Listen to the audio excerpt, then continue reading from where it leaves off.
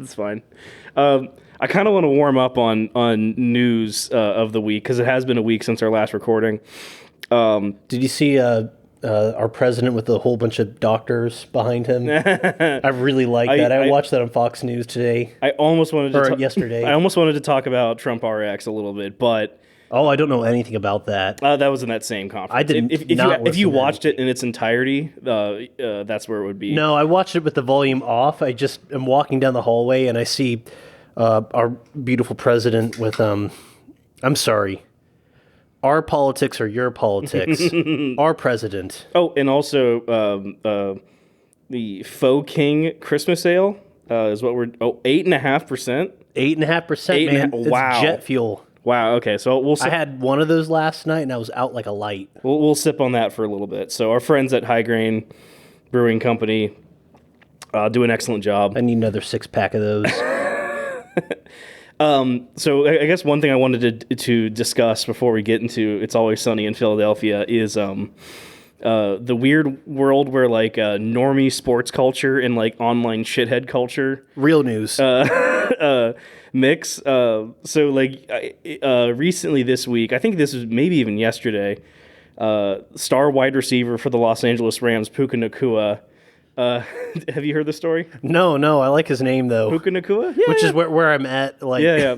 Well, not just with my sports knowledge. So apparently his brother got into serious trouble on the same day he also got caught being anti-Semitic on a YouTube short with. Do you know who Aiden Ross is? I have no idea who this is. Okay, no. You're naming all these names that I don't know. Okay. So I know Puka Nacua. I have no idea who Aiden Ross is. That being said, I guess Aiden Ross is a Jewish individual who's like sports adjacent, from what I understand. Okay.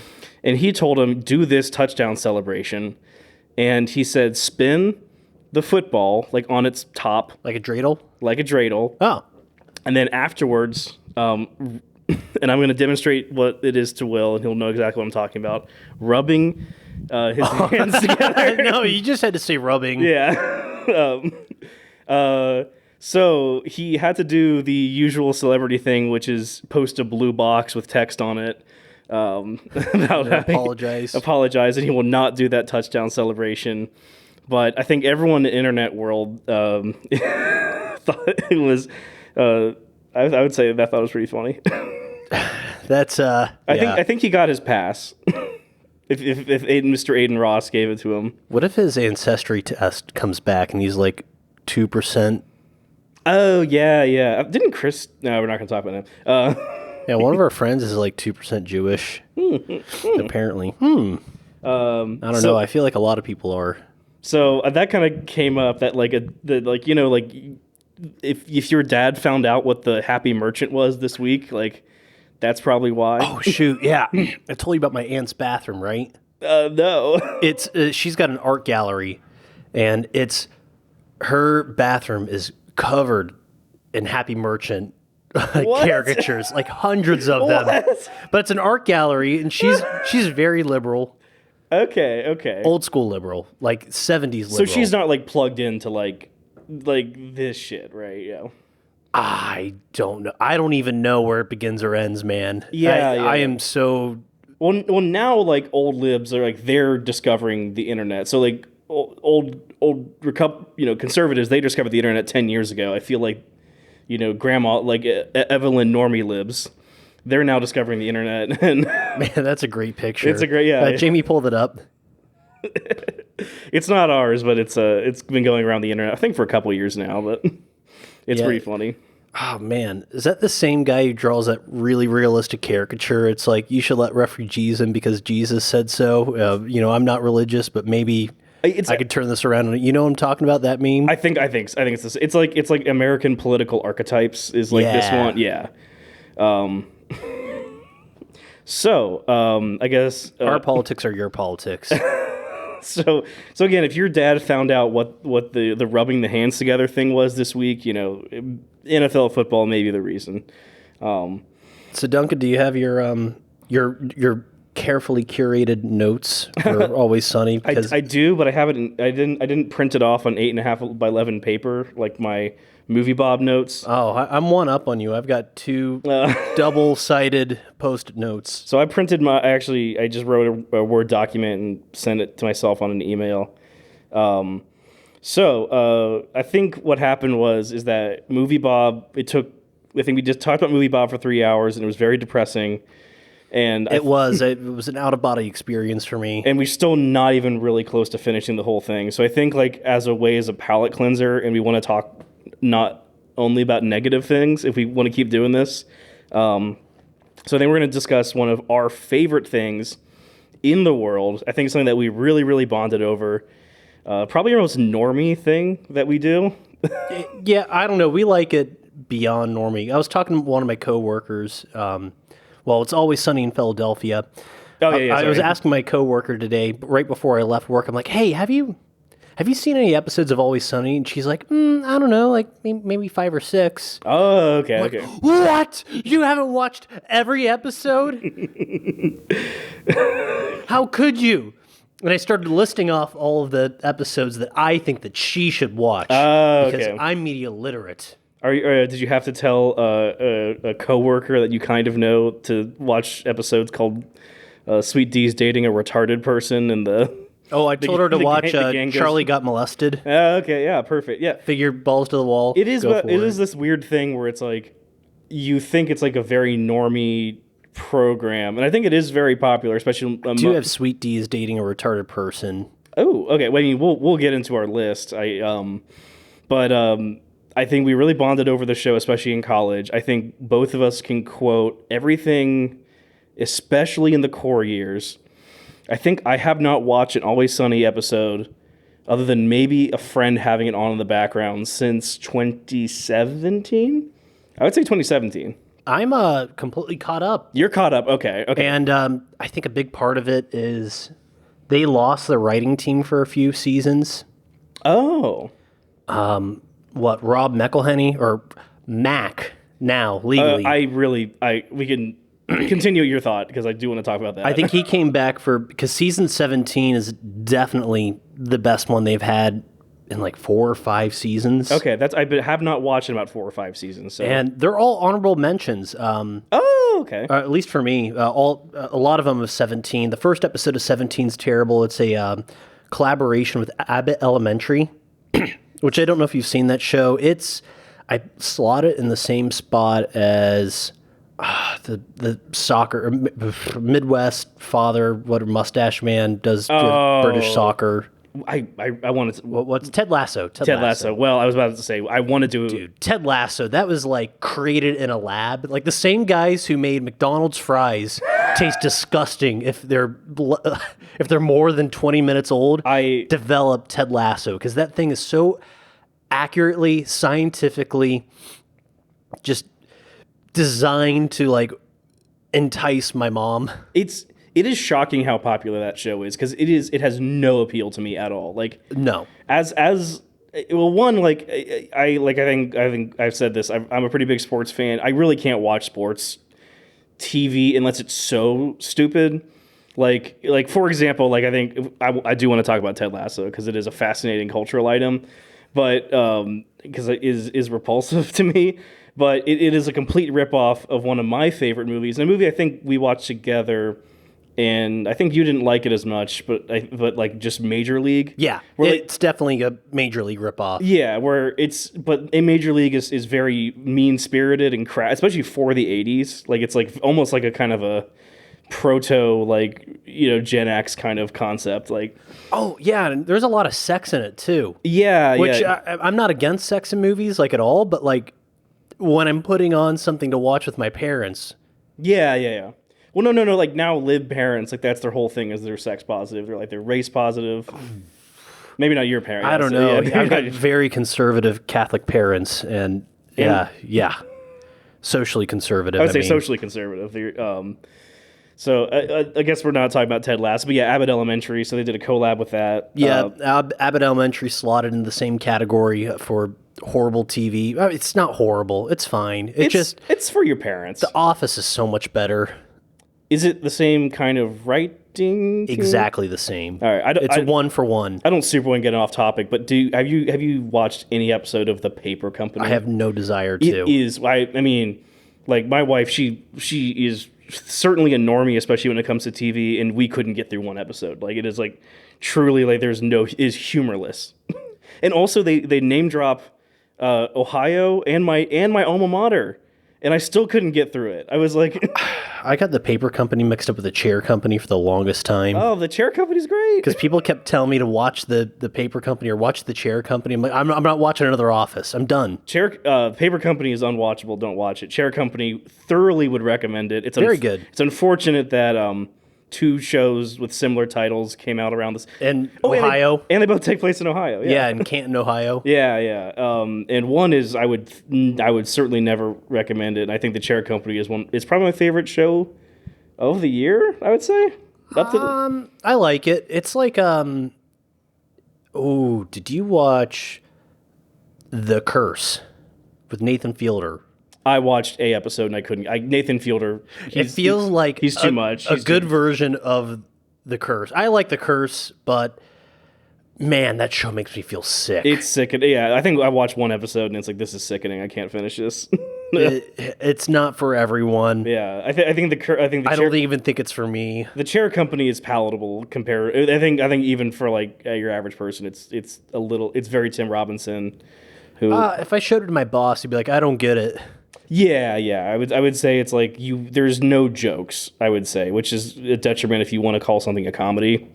There's lots of jokes. You just got to dig for it a little bit. Yeah. It's a joke in the sense that almost like what you really got to use your brain. It's a very high IQ show is what I'm trying to get across. That is the detriment to I think you should leave, because it is like it is a show that like you think you're watching it and you're like, this is a level above, and you describe the bits to someone and it's like, this is like baby shit. It's kindergarten humor. Yeah. No. Dude, the toilet was too small to take in poops. It was a fart toilet. It was a toilet for jokes. It's like awesome. Yeah. But I actually did, out of pure curiosity, I did watch the newest episode of Sunny. Oh, which is the Golden Bachelor. Golden Bachelor, that's on my honorable mentions. If this shows you where I'm at in terms of television, I've actually watched more episodes of the Golden Bachelor in the last year than I have Always Sunny. So, wife, yeah, get me.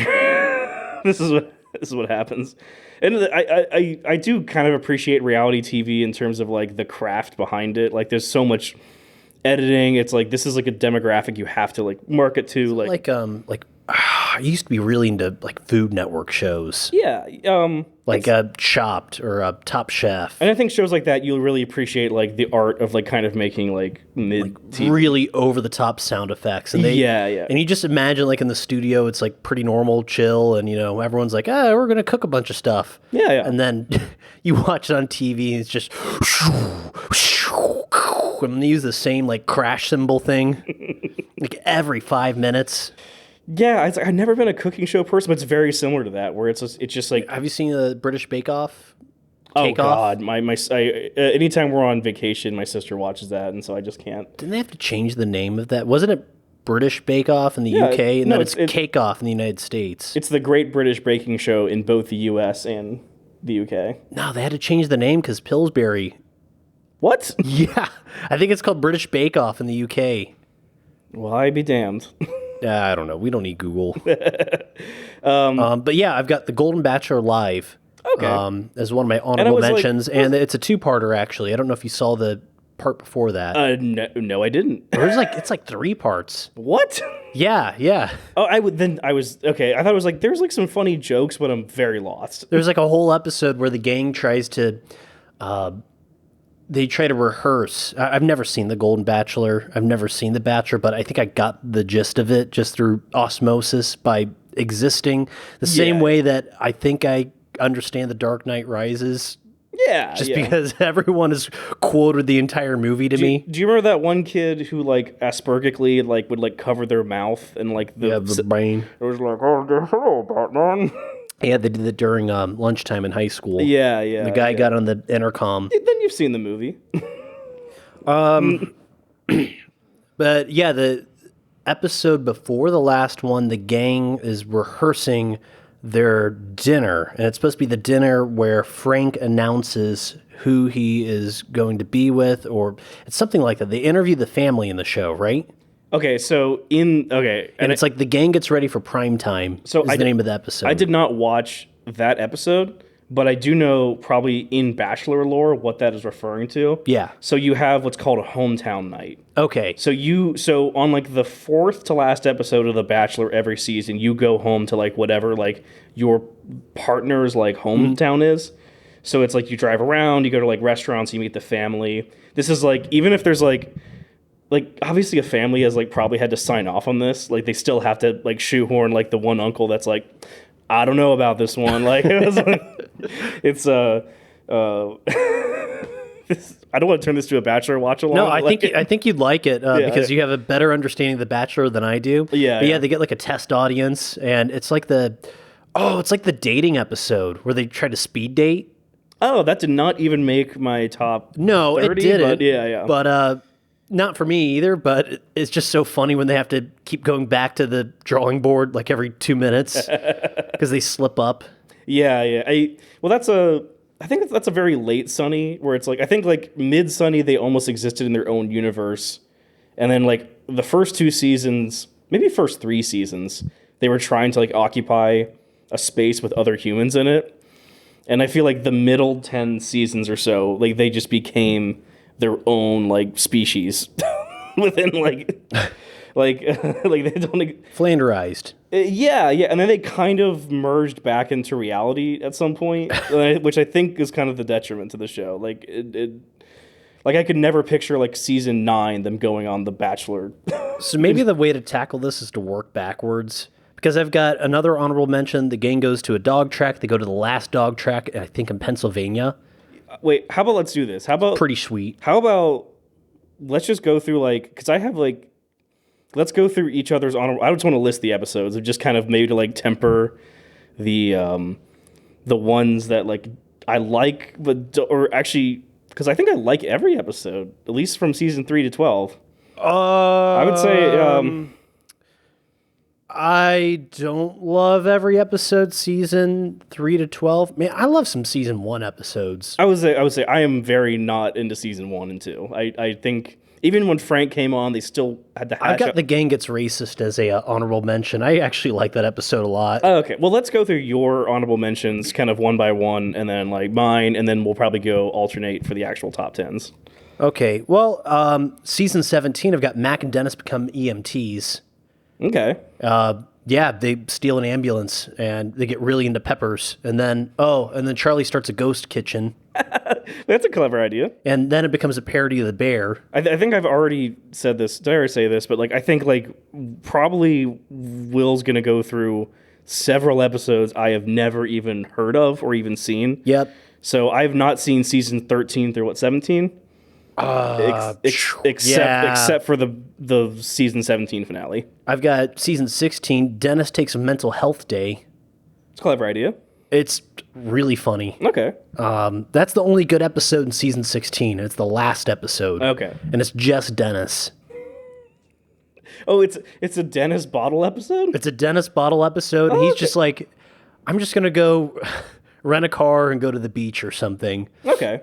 And it's like a Tesla, and he gets locked out of it and needs an app to be able to register the car, and then he needs to tap his phone to pay for a smoothie, and it's just about how much he hates living in the modern world, and that really resonates with me. This reminds me of a season 11 episode that actually made my top 10. Oh. So we'll get to that at some point. I'm not saying it's the greatest episode, not by a long shot, but the honorable it was just a little glimmer that they still kind of got it in season 16. And I think 17 was an okay season. It's a B-. Here's something that I've like noticed, like where I was eliminating. If they were being topical, I kind of cut it. I was like, yeah, that was 13, 14, 15. 2016 really was a disaster for all media, wasn't it? Yeah. I think we talk about like AI slop or whatever now. I think honestly 17 through 19 was a really bad era for media.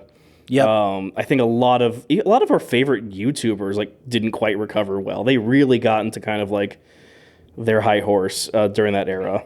Yeah, I could probably fill out a single page notebook like just a sheet of that of all the YouTubers I unsubscribed from because they decided that they need to give me their political take, and I'm just watching you to like review power tools or something. I remember like even like people like Tom Scott and like Minute Physics. Oh my like, goodness, yeah, it was like wow. Yeah, it's around the same time I unsubscribed from Tom Scott. Yeah. Which like he recently retired from YouTube. I think he's gonna be one of the people that's like he retired like off the money from YouTube. He just quit.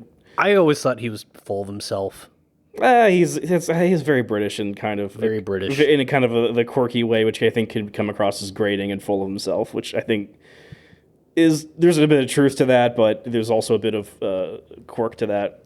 Anyways, go. I've got something for every season except for 13, 14, and 15. 15's where they go, like the last half of the season is in Ireland. Then I have and seen... the last episode is a Ford Raptor commercial.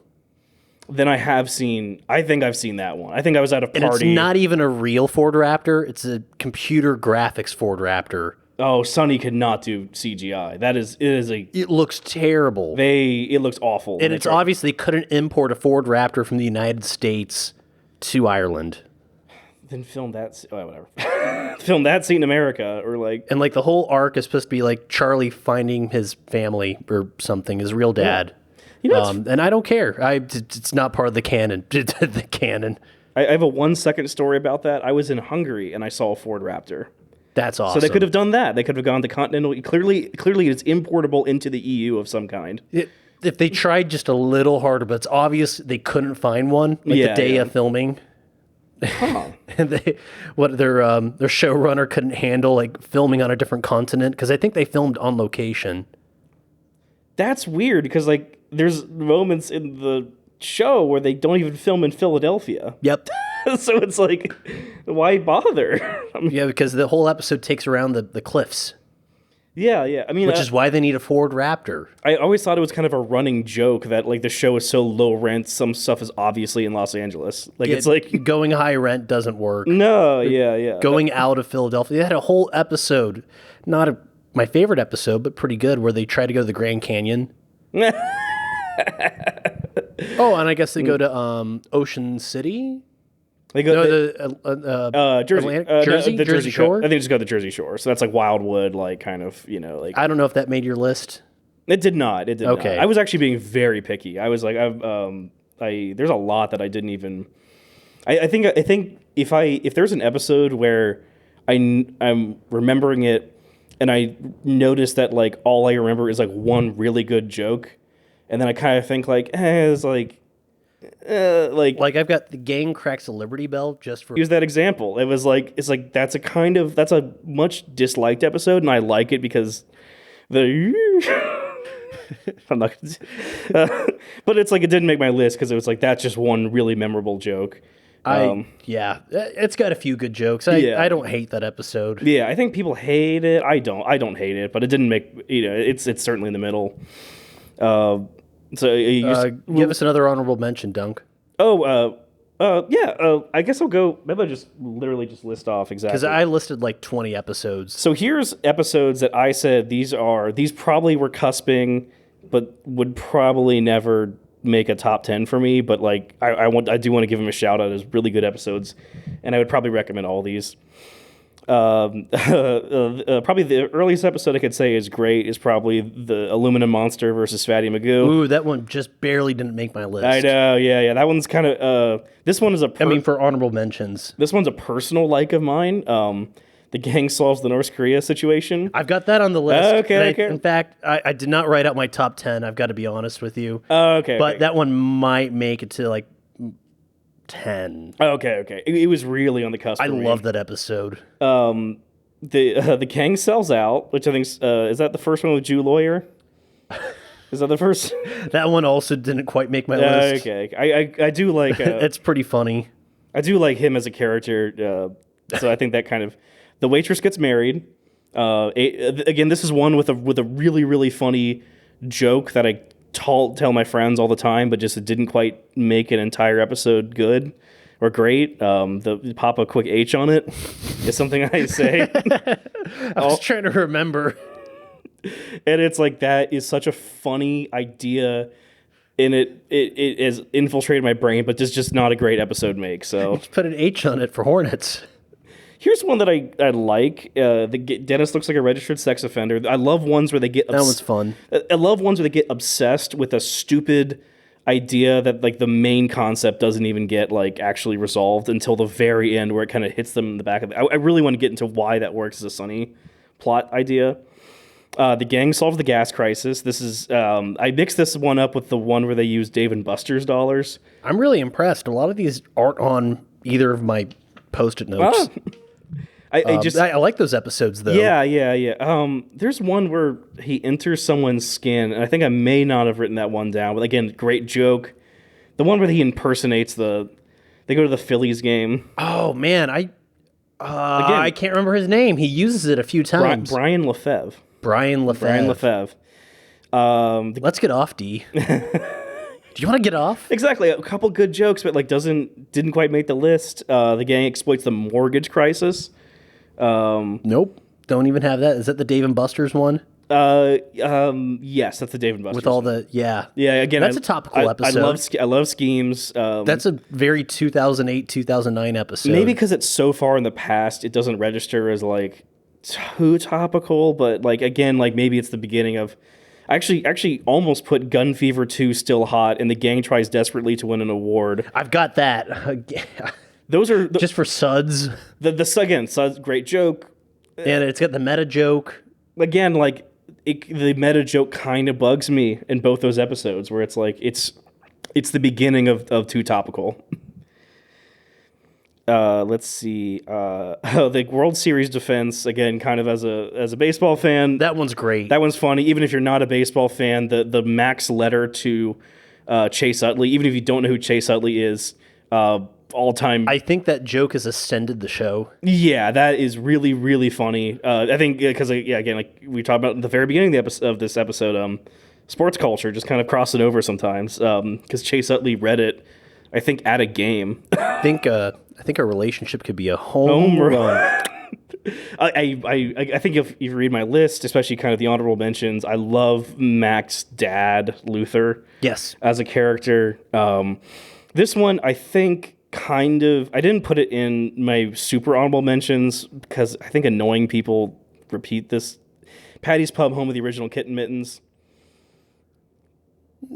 Yeah. It's I like that episode. Yeah. I think people they repeat the monologue sometimes a little too much. The Kitten Mittens. Yeah. You'll be smitten. Dick Towel. Dick Towel. Oh yeah, dicktowel.com. Yeah. This one I don't. Maybe I should have put this one. It's Patty's shotgun. Booze. And Patty's egg. This one, and it comes back for the gang desperately tries to win an award. Yes. He gives him the egg. This one, I wish I put this one higher. Maybe this is like an 11 position. Maybe 11. There's two that I would say 11 and 12, but the gang buys a boat.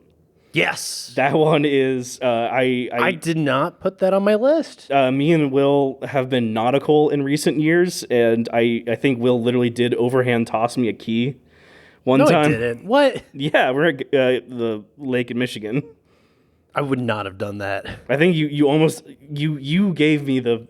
Okay, it's got to be as a joke. Yes, yeah. Okay, I think you referencing it, but I was like, oh my god, he's actually going to do it. I don't think you put like little floaties on your keys. On your. No, I don't have floaties. Oh no. All right. This one I think you've told me you don't like as much, but I think Sunny struggles with two-parters. But if I am to put a two-parter, I don't think I have a single two-parter. I think except for the Golden Bachelor, I have two two-parters. The one that I put on here was and I like the two-parters. They're not my favorite though. The high school reunion is on there. It's a good sampler of all like early season, like a lot of reoccurring characters come back. There's a lot of good jokes in that with what I like to buy or what I like to be bound. I like to be again, a couple good.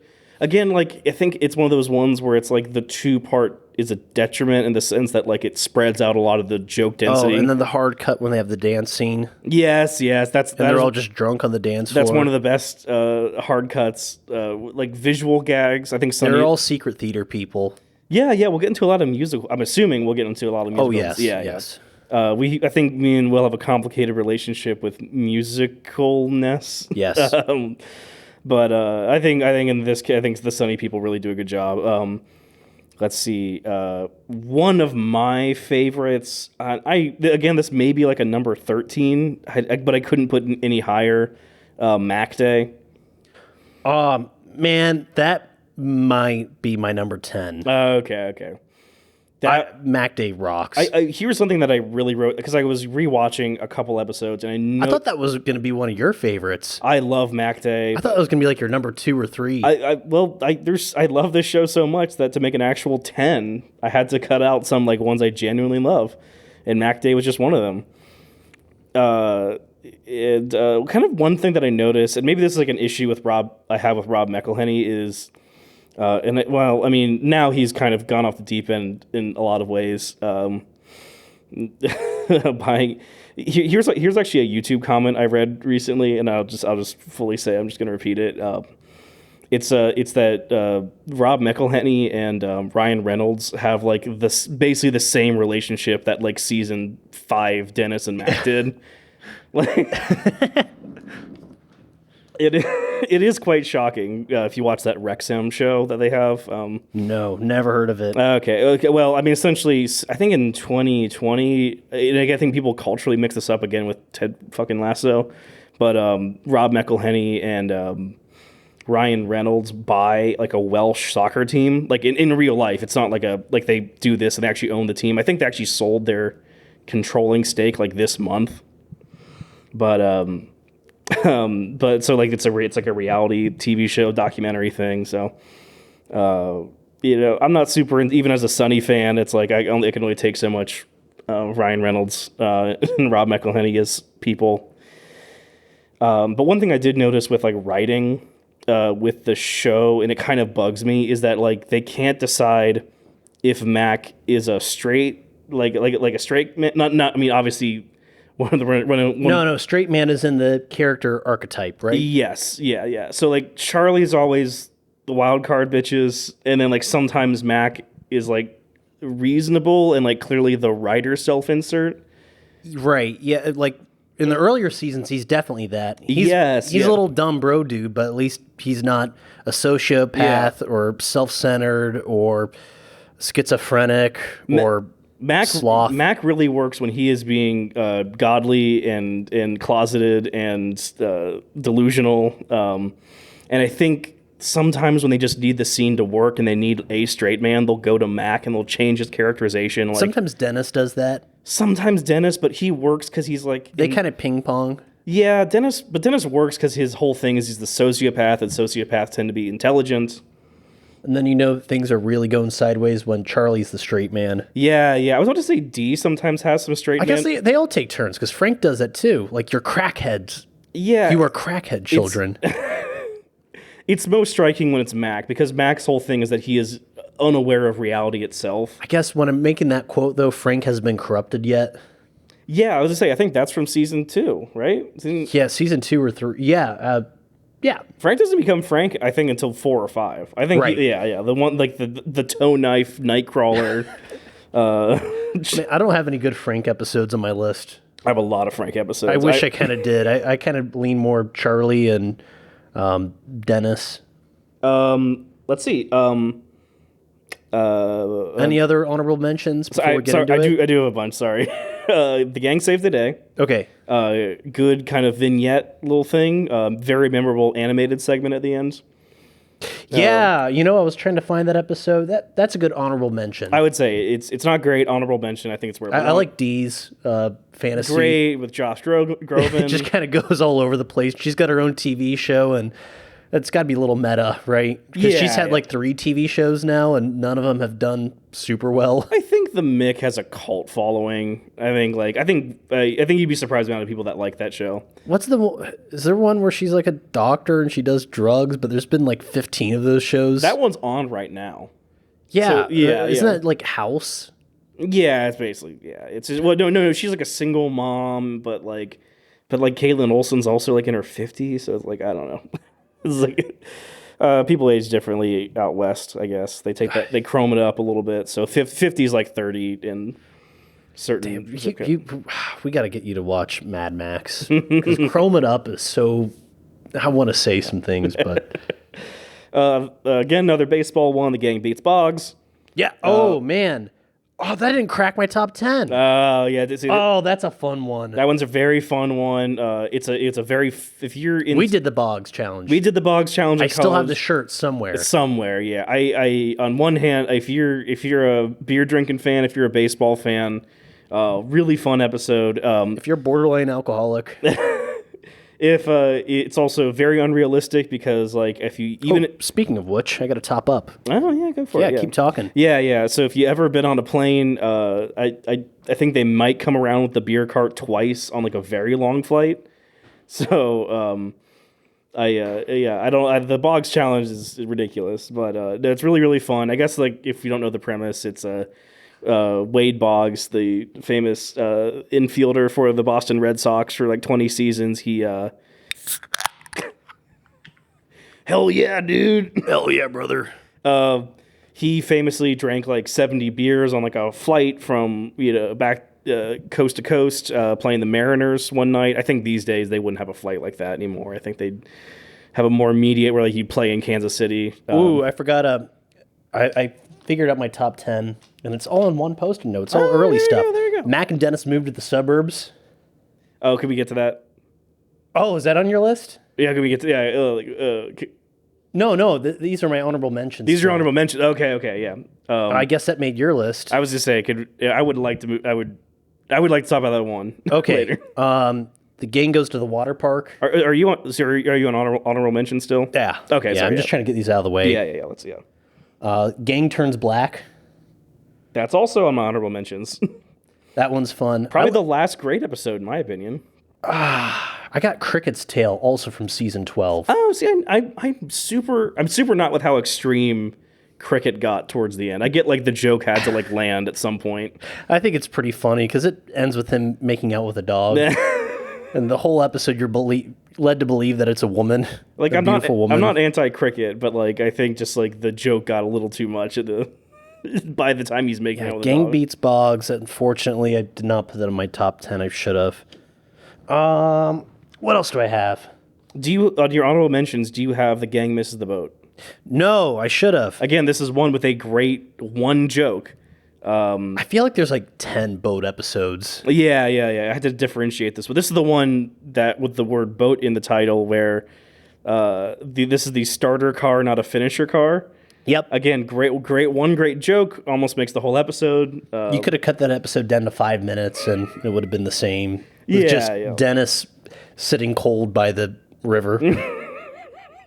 I mean, like, if you're not a Sonny fan, like, Dennis's stupid Range Rover is, like, such a... It's a character. It's an iconic... It's as much of a character as Ben the Soldier's jorts. Yes. His jorts that he always wears since the first episode. This show is very object-oriented. They really obsess with... The duster. The duster, the glasses, the toe knife. Painting. Night crawlers, yeah. Which isn't an object, but a concept. Do you have Matt kills his dad? Nope. Okay. Do you... It's a good episode. All right, so that's in... I actually have like a sub-honorable mentions category of ones that like I would say barely... I had to cut from the top 10. Oh, okay. I wish I organized my list a bit more. Do you want to finish off your honorable mentions? I've got the Dennis system. Okay, I don't know if that made... Okay. We'll get to that. That did make yours... Okay. That made mine. Do I have anything else? The gang solves the North Korea situation. Love that episode. Okay. Gang cracks the Liberty Bell. We already talked about that. I think that's it. Okay. All right. So here's the ones that I had to make a top 10, and I would say these barely made the cut. I think I mentioned some that I would probably put as higher than I probably should have, but this is the ones I had just cut. The Great Recession. This is that's not the Dave and Buster's episode, is it? This is a different one. This is no. This is the one where we're gonna paint your room a color that's not stupid, and we're gonna We're gonna throw all your toys in the trash. Again, another thing they love. The show has very trash. have very funny language. So just the fact the word trash. They never say the word jabroni. Jabroni. Very East Coast flavor. Yeah. Like just his pronunciation of trash is so funny. It makes you laugh every time you hear it. Sorry, this is. Just Frank gargling beer is one of the funniest things you can do on camera. I want to get to that in a little bit. Okay. I want to get to that in a little bit. The Anti-Social Network, again, this is another one very similar to Dennis Looks Like a Sex Offender, where they get obsessed with the dumbest thing. This is where a man shushes them at a bar, and they try to get social media presence. Damn it, I forgot about that episode. It's been like 8 months since I did my last run through. Yeah. It's been years since mine. I think last time I watched it was when you and me sat down and watched a couple. Problem is, new season comes out, and I'm like, well, I'll just watch a few more to get a taste. It's like, well, I'll go back and watch the first season. Well, I'll just watch the whole thing. It just snowballs. This one barely missed my cut. Is Patty's Pub the worst bar in Philadelphia? Mm-hmm. I love a good hostage episode.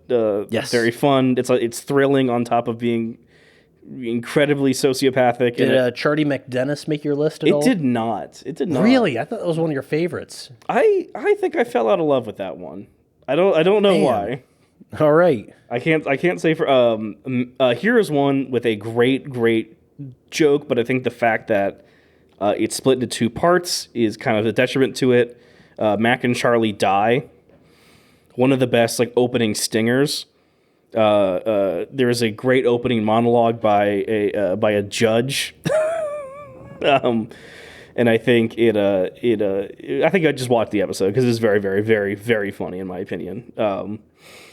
This one would shock. I think it's probably going to shock you that I put it in just out of the top 10 because I think it's like this is. Sorry, I just had to reorganize my list. I just realized I made a horrible error. Oh, okay. I put The Nightman Cometh just outside my top 10. Whoa! I know. So I assume that you would put it in there, so I think we could probably just discuss it. It's in my top 10. I assume so. I dressed up as Dayman for Halloween once, and everyone thought I was Willy Wonka.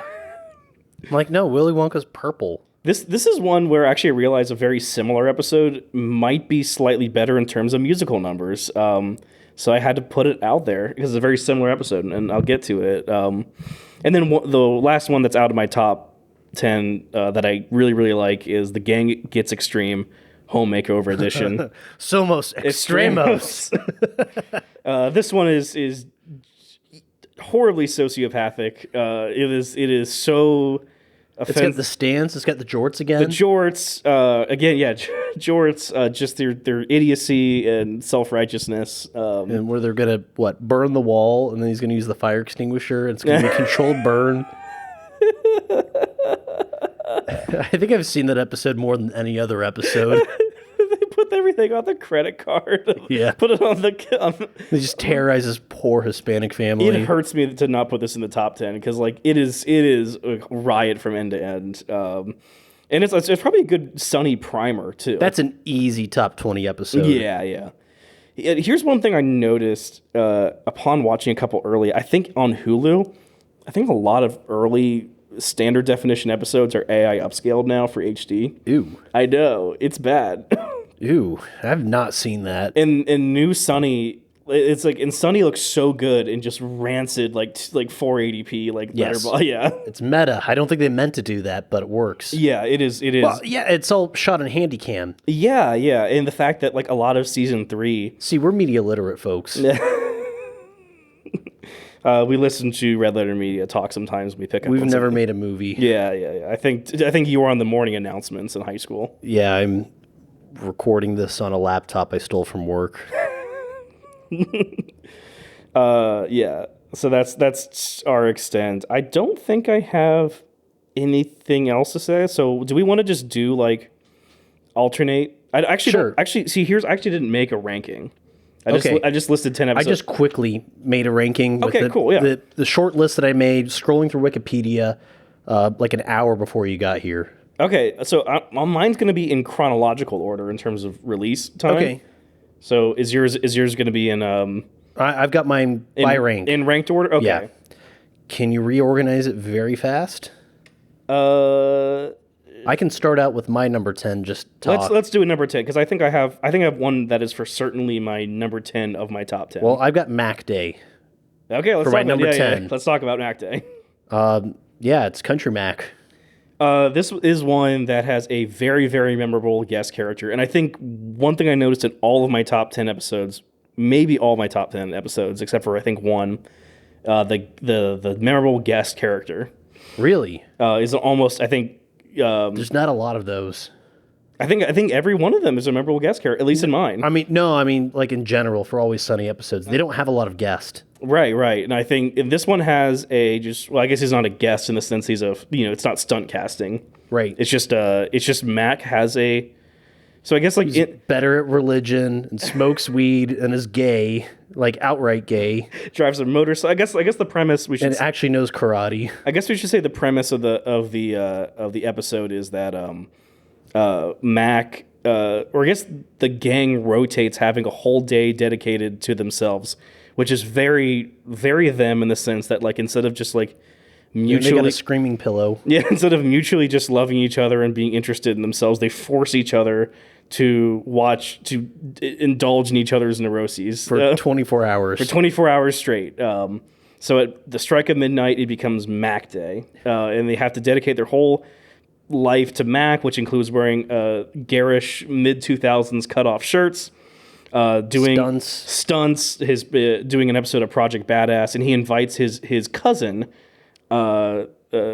Country Mac, who is better at being Mac than everything, and by the end of the episode befriends the gang, and the gang loves him. They ask him to replace Mac. Mac, in general, I guess spoilers, he dies at these are 18-minute long episodes. At a 5 mile an hour motorcycle accident very where he just falls over and breaks his neck because he doesn't wear a helmet because, you know what? Wearing a helmet is badass. I think that's the last line of the episode. And it's like, this one is so I'm so glad you put this in your top 10 because it's so effortless in terms of like, how like it's so easy to just make the characters look like assholes if you put someone kind of interesting next to them. It's just like everything that Mac loves and like he just fails at, and then Country Mac just is everything cool.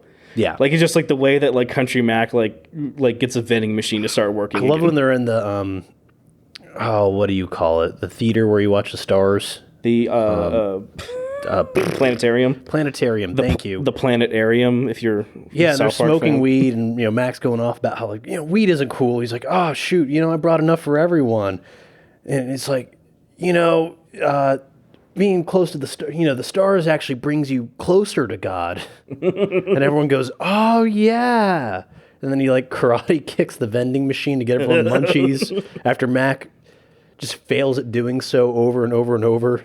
There's a great, I think Frank's best, well, actually Frank has two great moments where he's just stoned out of his mind and he just says, yes. Yeah. Forgot about that. And then if you ever watch that YouTube video, 1 second from every Always Sunny episode, this is the one where Frank just exclaims as Country Mac is falling off a bridge. He just says, "Suicide is badass," and it's like that's entered. I say that unfortunately a lot. What's your number 10?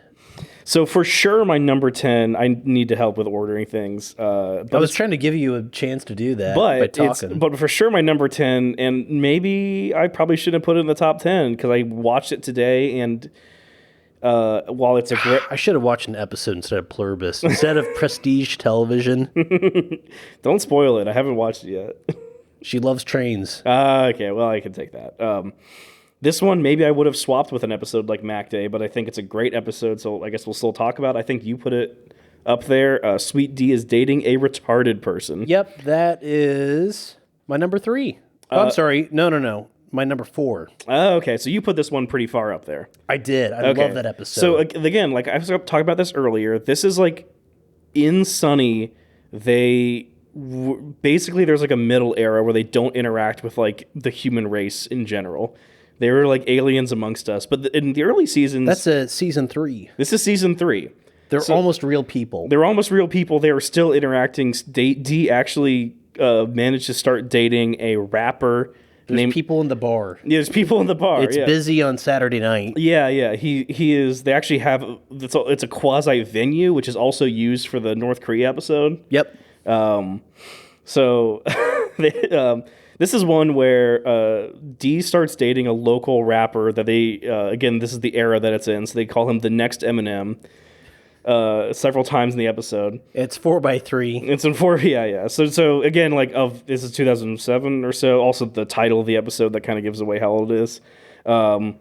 His name is Little Kev, and this is probably maybe a younger person wouldn't find. Just the opener, like, has he got, a big foot and a little hand? Yeah. It's big like hand and a this little is kind foot. of the era when like calling a rapper like Little Something was like not like now. Biggie that's like, Smalls. Yeah. You kind of had to like explain this to like maybe like a normal person. This is also Lil Uzi or whatever. This is also the era of like I'm just gonna say this word just of the wigger of just like white. This is like, she like just like the way and like I guess like they had an observation and I think this is valid that like white dreads. Yeah, of just like the white guy that talks like a black guy sounds kind of like mentally challenged in like a specific way where just like. Yes. It like out of a black guy's mouth, it sounds uneducated, but not from the South. Yeah. I mean, trust me, it's like I think I always say this in the town that me and Will grew up in. There were still people with Tasmanian devils, but he has grills. Yes. Well into the year like 2009, like they had that it was shirt. like ironic, cool. Thrift. Yeah. Like now it's like thrift wear. People wear that shit now, but like back in 2009, this was out for like 15 years by this point. That school that we went to. So like be your number 9. Would be my number 9? Yeah. Oh, like in terms of like swapping it? No, you're number 9 from your list. Oh, okay. Let me scroll through my list. Unless you're not done talking about Sweet D's dating a retarded person. I guess I'm not done. Do we okay. Any jokes stand out for you? I don't know. When Dennis is counting all the ways that little Kev is retarded. It was like retarded 1, normals, and then just keeps the shot where they're watching cartoons. Dee and him are sitting on the couch, and it zooms in on his face. His hands dangling down. He's laughing like a maniac, like limp just wristed, like popcorn like flying out of his mouth as he's just losing it to royalty-free cartoons. And then Dee says, "I'm breaking up with you." Then the own at the end where he does the rap. He is just for sure not retarded. He is just a wigger. Yes, is the punchline, I guess. So again, I would probably maybe. He's just Dennis is gaslighting his sister the whole episode. Yeah, where you said like he just keeps upping the ante. It was like retarded 7, normal 1, and I think he's gaslighting himself too. Right. Oh, I guess we should say that there is a subplot which is very. I don't even remember that. I just remember the A plot. Again, this is a very dense episode, and the subplot is actually kind of memorable too. It's where they try to form a band. Oh shit! Yeah, that's the chemical toilet. And that's the intro to Nightman. It's how they introduced the Nightman Cometh, which is an episode I think we are going to talk about in a second. Ooh, yeah, eventually. Eventually, we'll talk about it. That's kind of higher up on my list. Do you want to get to your number 9 or like? Oh, you go for your. Did you already talk about your number 10? That was my number 10. Was Sweet D's dating a retarded person? Oh yeah, so I can go for my number 9. The Gang Dines Out. Great. Okay. I didn't even. Everyone knows the meme where Mac is looking at Charlie from across the Italian restaurant.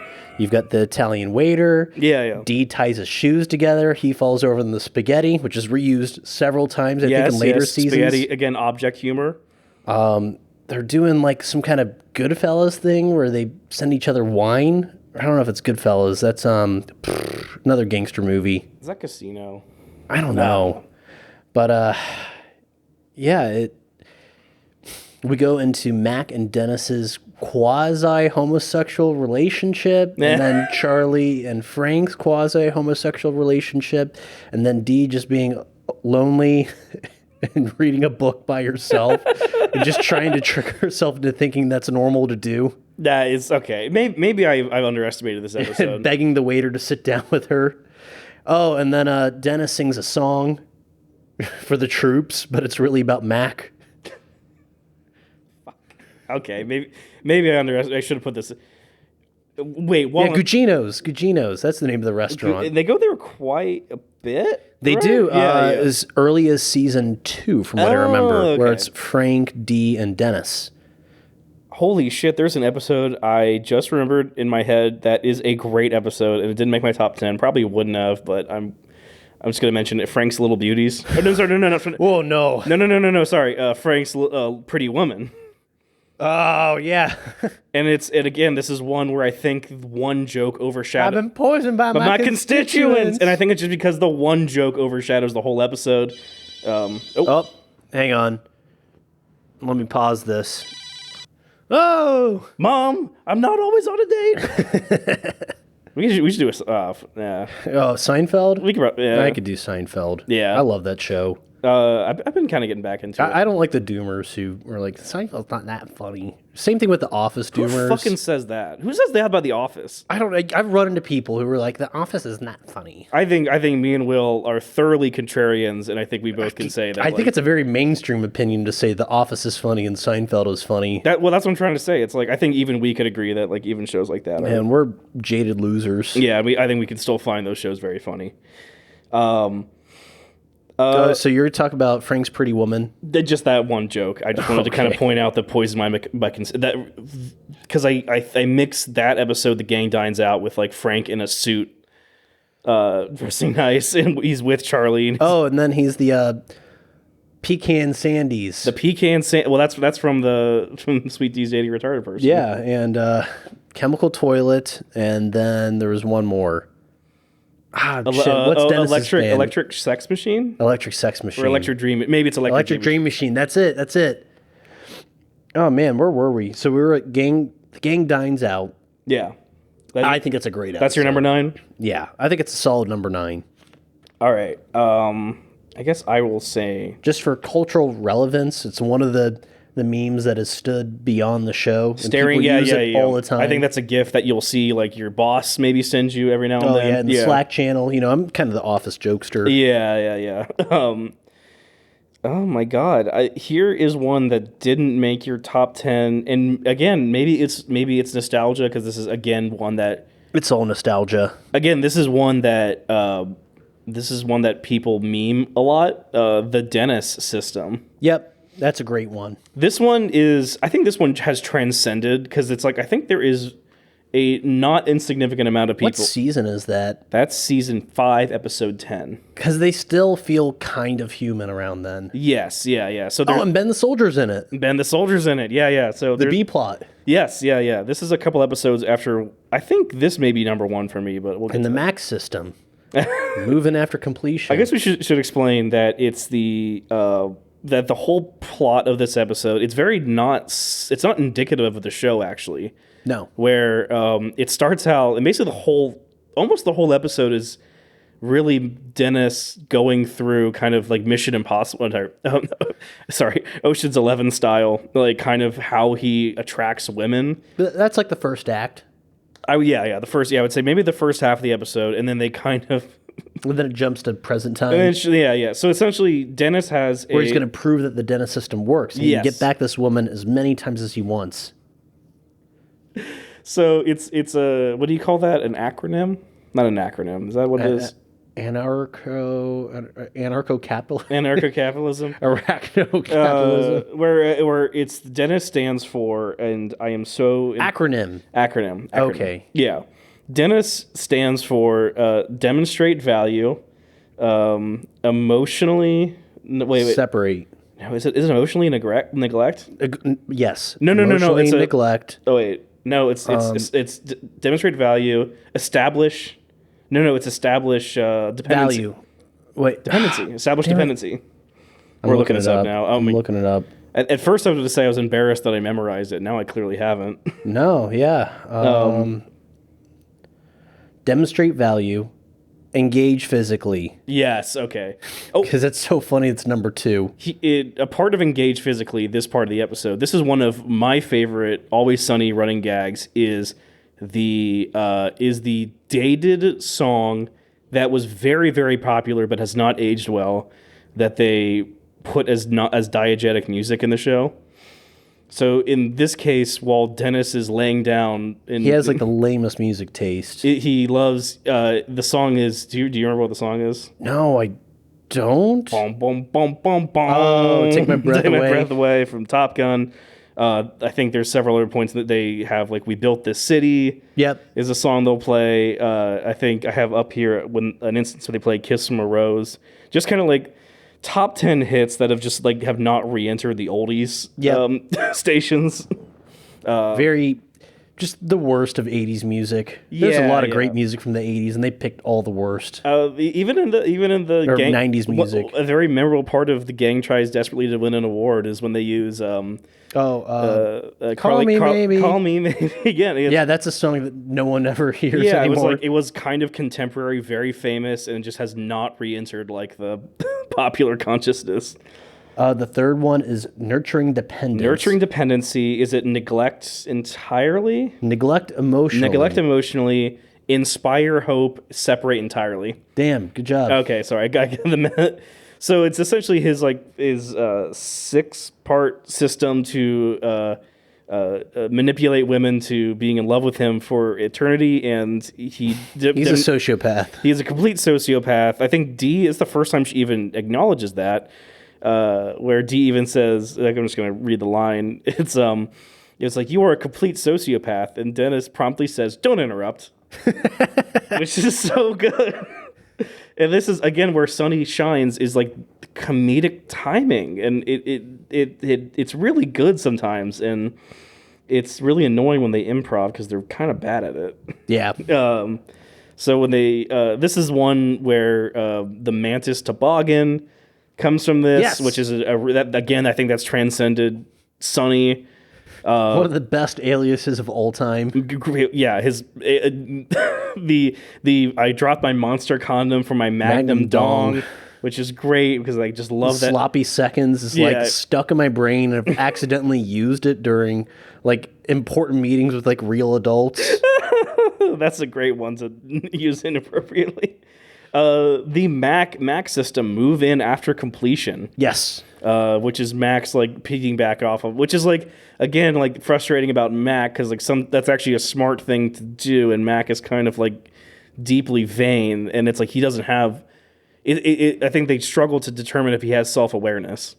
Yes. Or even struggle to say, is he heterosexual? Because like sometimes there's instances where he is just a full-on gay man in the closet, and sometimes what's the episode where he brings back Dusty?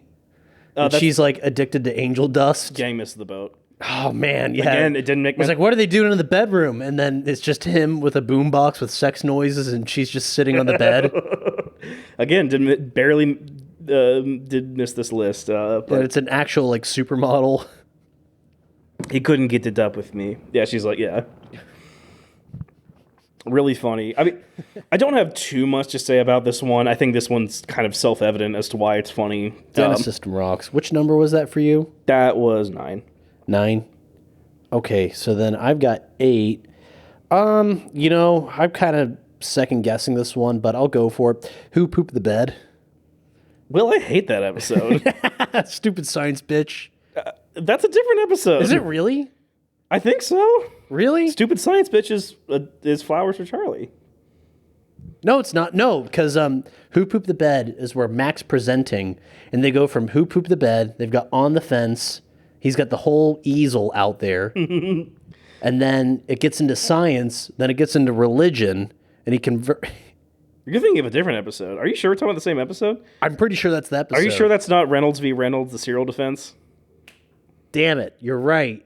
Do you want to talk about Reynolds v. Reynolds, the serial? Because that's in mine. Obviously, I don't know what I'm talking about. Why don't you go for it? Okay. Is Who Pooped the Bed, is that not in your top 10? No. Okay. Because I was reading that, and I'm like, are you sure, man? So no, you're right. It is Reynolds v. Reynolds, a serial defense. Okay, so what Will was describing... I get those two mixed up because it's the same concept they've used several times. It's a trial. The gang gets into a disagreement and they have a trial. So the gang, they have, again, with their own warped sense of justice, and they create their own kangaroo courts in their friendship group. Very similar to how they have their own holidays with their friend group. So in this sense, I guess what kicks off the episode is, and this is so funny, is that it's both like it's a great Frank and Charlie premise where like Frank is an old man and he could not understand like turn by turn navigation. So he's driving around his car. Very topical. It's very good. It's good in the sense that like Charlie, who doesn't. I think I saw that in a Kathy comic.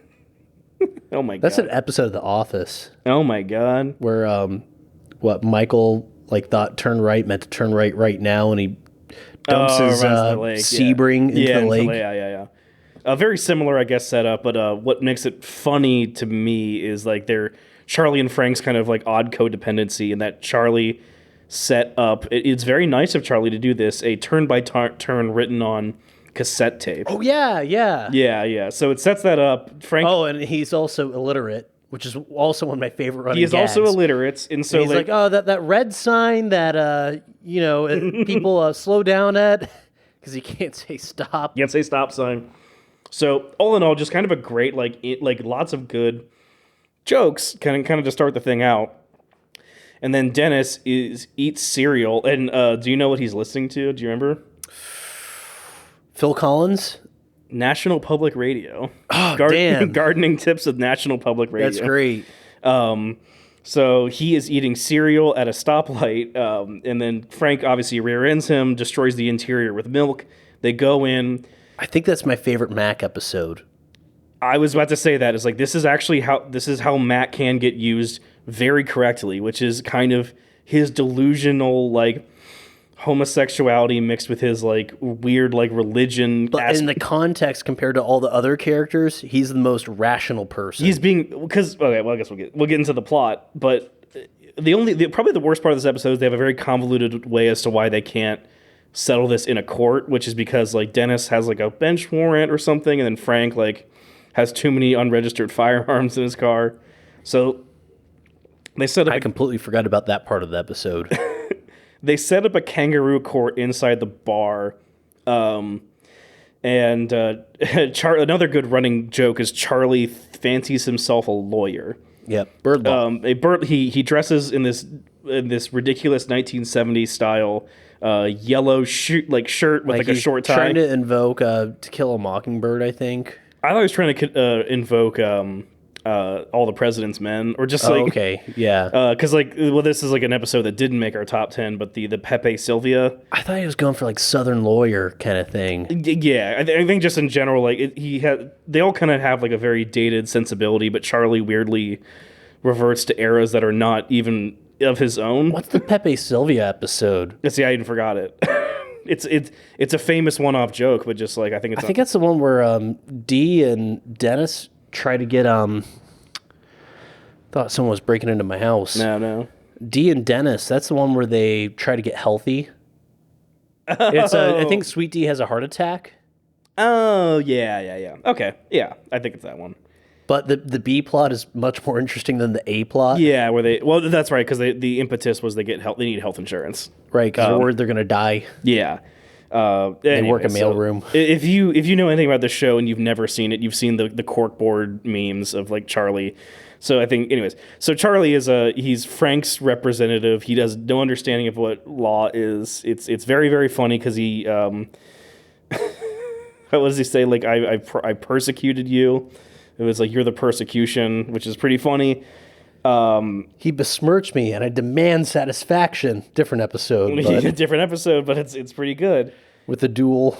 Here's a funny one: is that Dee plays the straight character in this one, and then she doesn't. And then you're like, you wonder the whole episode. It's like, kind of why is Dee this way? And then it's revealed at the end that she actually has motivation, because a running joke in the whole show is that they just decimate her entire car collection. Like every single car she's owned, the gang is wrecked. Is just destroyed in various aspects. And I think none of the top 10 they do that, but like it's just a running gag that like you just don't even notice that her cars get destroyed by.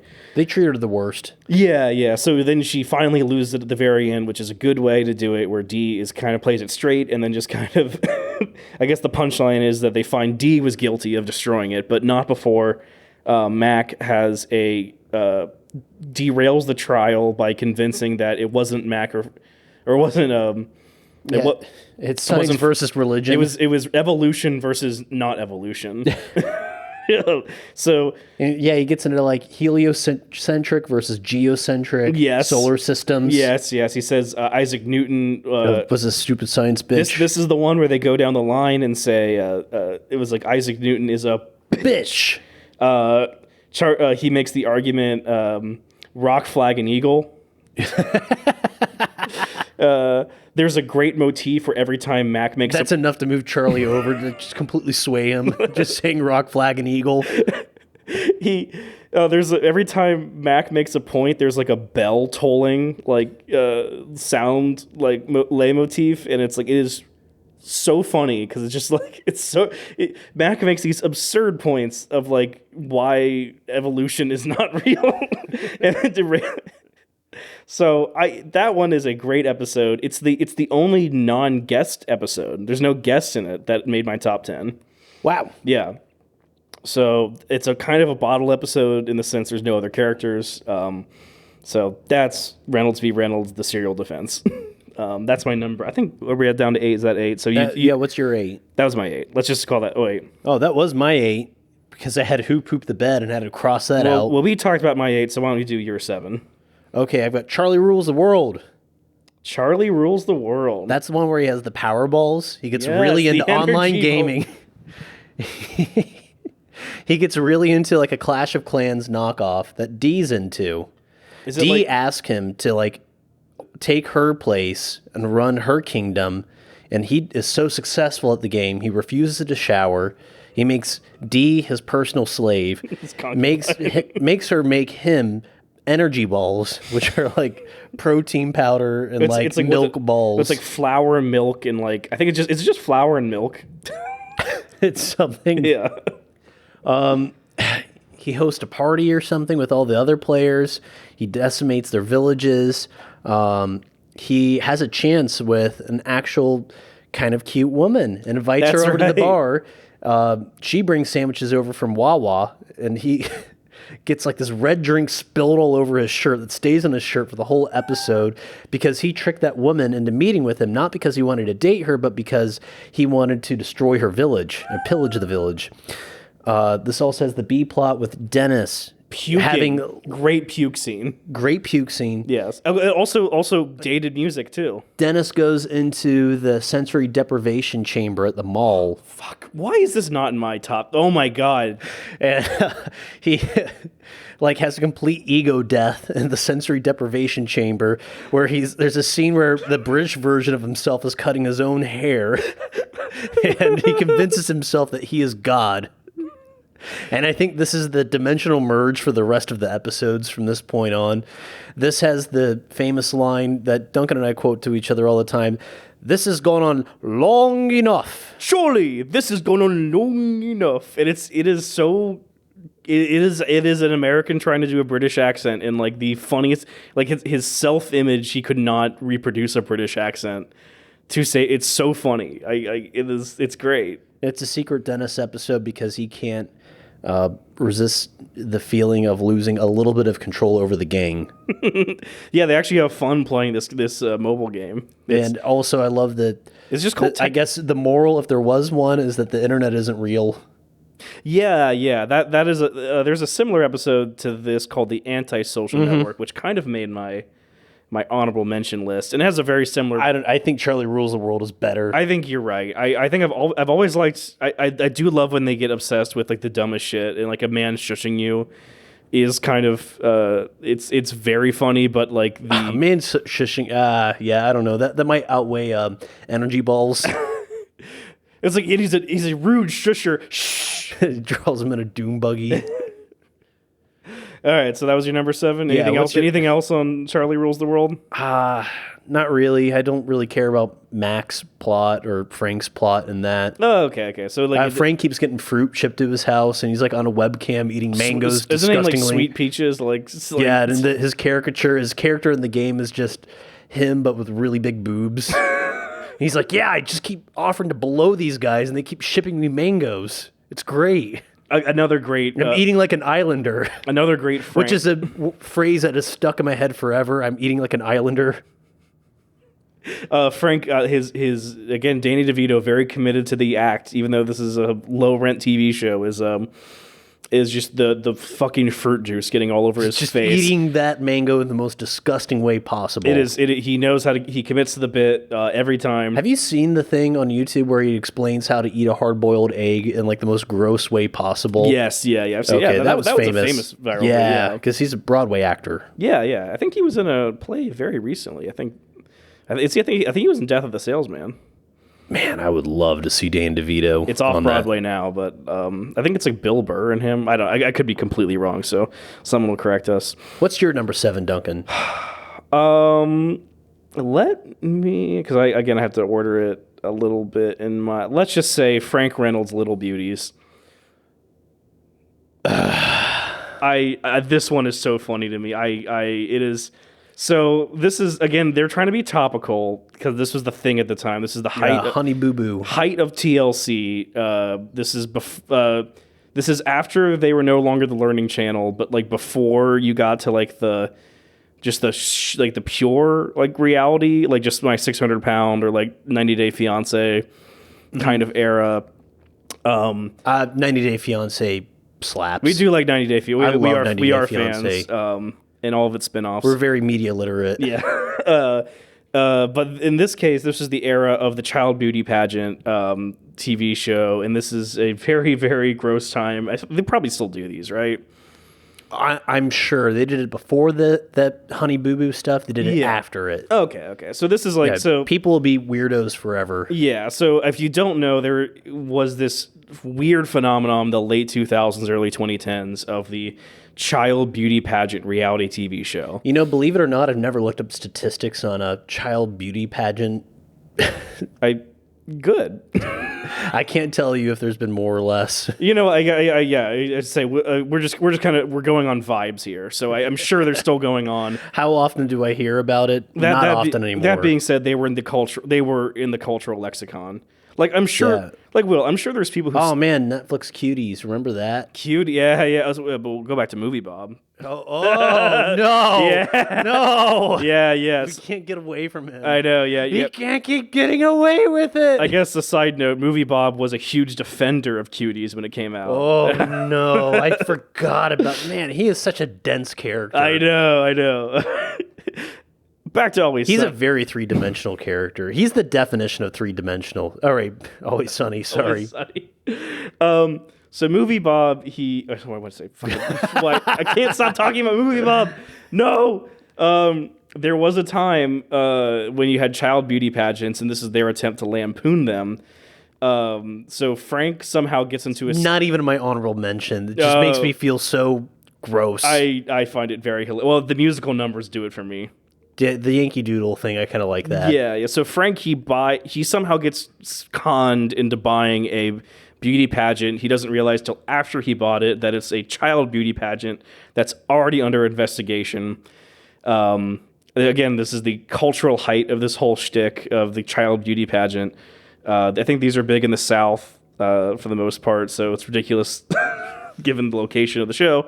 But I think it's like one of my vendors keeps bragging to me about how his daughter's in these. Oh my God. And it's like, that's great, Al. I love to hear it. Whoa. So people still do these shit. Yeah, I just remembered. You just jogged my memory. Oh my God. Okay. She's like 19 though. I don't know. It's not. I guess still like to the show's credit, it makes every attempt to make they do not they do not make these things look like any bit good at all. No. And then one of the funniest jokes of the whole episode is that there is an inspector that is like, I'm with like the child's like beauty inspecting companies, and it's like so obvious that this is like just an infiltrate. Like he is, I guess the punchline of the whole episode is that this inspector, he turns out to actually be a convicted, as they say, a diddler.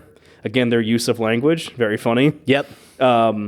This is where Danny DeVito feels East Coast to us uninitiated Midwestern men. They diddler. It just sounds like something you'd say. It's natural for Danny DeVito for some reason. It works with him. It's magical. There's just kind of we don't diddle kids. Even though the Always Sunny crew is like, they are despicable to their credit, they make no Dude, that was badass. Whoa. Oh, that's my neighbor. Oh, He's awesome. coming back to get smokes. Nice. He just had to peel out in the driveway. At no Oh, point. and his grand caravan Nice. Fucking awesome, dude. with no exhaust. Oh, dude. Well, who needs that when you can just fucking get SIGs? No, to their credit, like at no point do they make any jokes that like the gang is into like the kids at all. They actually, that is the running joke of the whole episode. Is trying to not Trying look to like, not do it, and they kind of fail because they're just inherently disconcerting people.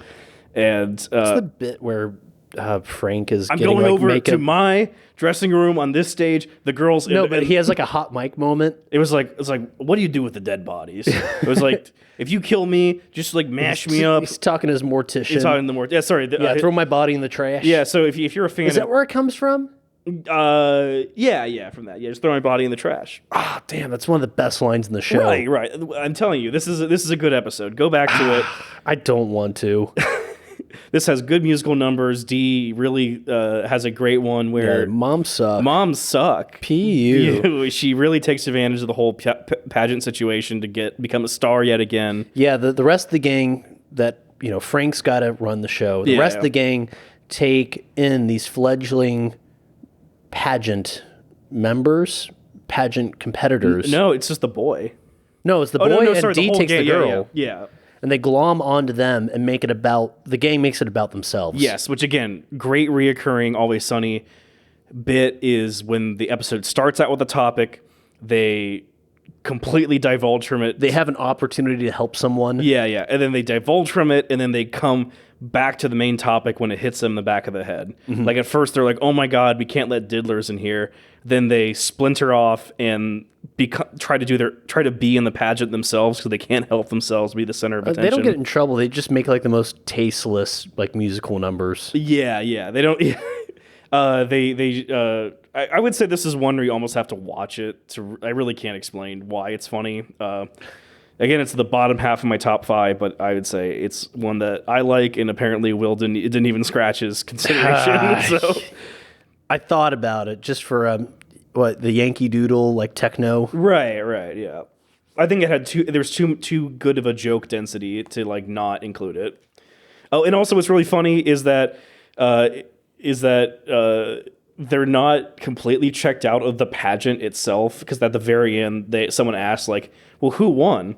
And it's like, well, it's Samantha. She's the prettiest, which is pretty good. It was like, okay, yeah, I forgot about that. It'd be so lame to like just say like, oh, we don't care. We were just in it for the money. It's like they actually like they got into the pageant a little bit. And just Danny DeVito getting progressively sweatier throughout the episode. Oh yeah, I should so nervous. I should say that if you are into like trivia, as far as like media trivia, he dresses essentially like his character, the Penguin from Batman 2. Oh yeah. Which I think they even mentioned that in the episode. Yeah, you look like the Penguin. If you didn't know that, Danny DeVito plays both the Penguin and Frank from Always Sunny.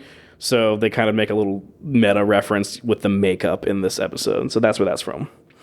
Do you want to do your number? Are we on 6? Do you want to do your 6? I got Charlie Got Molested. Charlie Got Season Molested. 1. Didn't even consider it. Wow. This is Uncle Jack? It's Uncle Jack, introduction of Uncle Jack, the introduction of Charlie's mom, I think. No, Charlie's mom is in when Charlie has cancer. Okay, so this is like the second introduction of his mom. Yeah. And it's also the McPoyle twins. So this is really setting off a lot of things. I almost never rewatched this episode, so that's kind of... and I think no McPoyle episode and no Charlie's mom episodes and no Jack episodes have made my top 10. So this is a good opportunity to talk about these things. And this is still when Charlie is kind of a real person. Yeah, he can read. I don't know if he can read, but they're like reading the newspaper. I think the inciting incident is like, whoa, the gym teacher got busted for, molesting kids in like 1980 whatever. Yeah. And Charlie just all of a sudden gets all nervous about it, and everyone just assumes that he got molested, and he has to spend the whole episode trying to argue that he did not get molested. You know why I don't like this episode? Why? That whole plot is taken from a South Park episode. Is it really? Yeah, like the main joke of like, so Mr. Garrison goes to his priest. Do you know who Mr. You don't watch South Park at all? No. He's great. I've watched it before. He's like the effeminate teacher. He has like Mr. Hat. Like I don't. He looks like a light bulb, right? No, you're thinking of Mr. Mackey. Okay. Anyway, it doesn't matter. He goes to like his priest. I think it's his. Again, I've not seen this episode in maybe 15 years, so I could be wrong. But he goes to his priest and says like, "Well, why didn't you molest me? I thought I was one of the prettier boys in class." Well, that's Mac's subplot. Yeah, but I'm saying it's Mac is that's like him being weird and kind of gay and just really wanting to get molested. And he's like wearing progressively shorter and shorter shorts around. And he keeps visiting his elementary school gym teacher. It's a different twist, man. Yeah. There's no. Again, like the A plot is that Mac is now the McPoyle twins are trying to rope him into this. Oh. And they're trying to get him to say that he was molested. I forget what leverage they have over him. It's been a while since I've seen the episode. Okay. Anyway, they have an intervention for Mac. His whole family is there, all of his friends, and he has to point on the baby doll where he got touched. And Uncle Jack's like licking his lips, going, yeah, slower. And his mom is just in tears. I forgot about this. Is hilarious. Okay, yeah. Again, I'm not a huge season 1 fan, so like those little gems are. Season 1 has got it going on. Yeah, I think just like they're not characterized this. I think just like I really love my core Sonny characterization, and I think just season 1 doesn't have it, but it doesn't mean that the show doesn't have good like episodes. Yeah, just that whole scene with the intervention with Uncle Jack and his mom and. Just thinking about having to admit to like all of your closest friends and family that you got molested just sounds horrible. Yeah. It's a good episode. I would say honestly, like the whole like stealing a joke from like there's worse. It's not that novel of a concept, like of a joke. So like, no, maybe it's not. That's why it's number 6. Yeah. Okay. Damn. I had a really good time watching it last time though. And the McPoyle twins are absolutely... Oh, there's the joke where it's like, oh, sorry about that. We just got out of the shower. And then Charlie says, wait a minute. You said we got out of the shower. He's like, oh, I mean, he got out of the shower. I guess this is also to say that we'll never do a South Park top 10. I think Will doesn't watch it, and then also I have a very similar. Oh yeah, I've only got to watch 500 episodes to catch up. Yeah. And then also I think similar to Sonny. I've not watched an episode since I was a sophomore in college, so I'm very behind. You're not missing too much, but yeah. I will say 17 with the Golden Bachelor. Those 3 episodes, pretty good. What's your number 6? Number 6. I'm just gonna say Pop, the final solution. Great pick. Did you have? Should have been in my honorable mentions. Oh, you didn't even have it? No, I didn't. So I was rushing so fast. I did not put this list together very carefully. So this one is kind of fairly straightforward plot. It's essentially like a Raider. It's kind of parodying Raiders. It takes the concept of like the idea that Hitler was both a painter and also a purveyor of gold and various treasures, and that their father, the Reynolds, is grandfather. So I even forgot who Pop. Yeah, was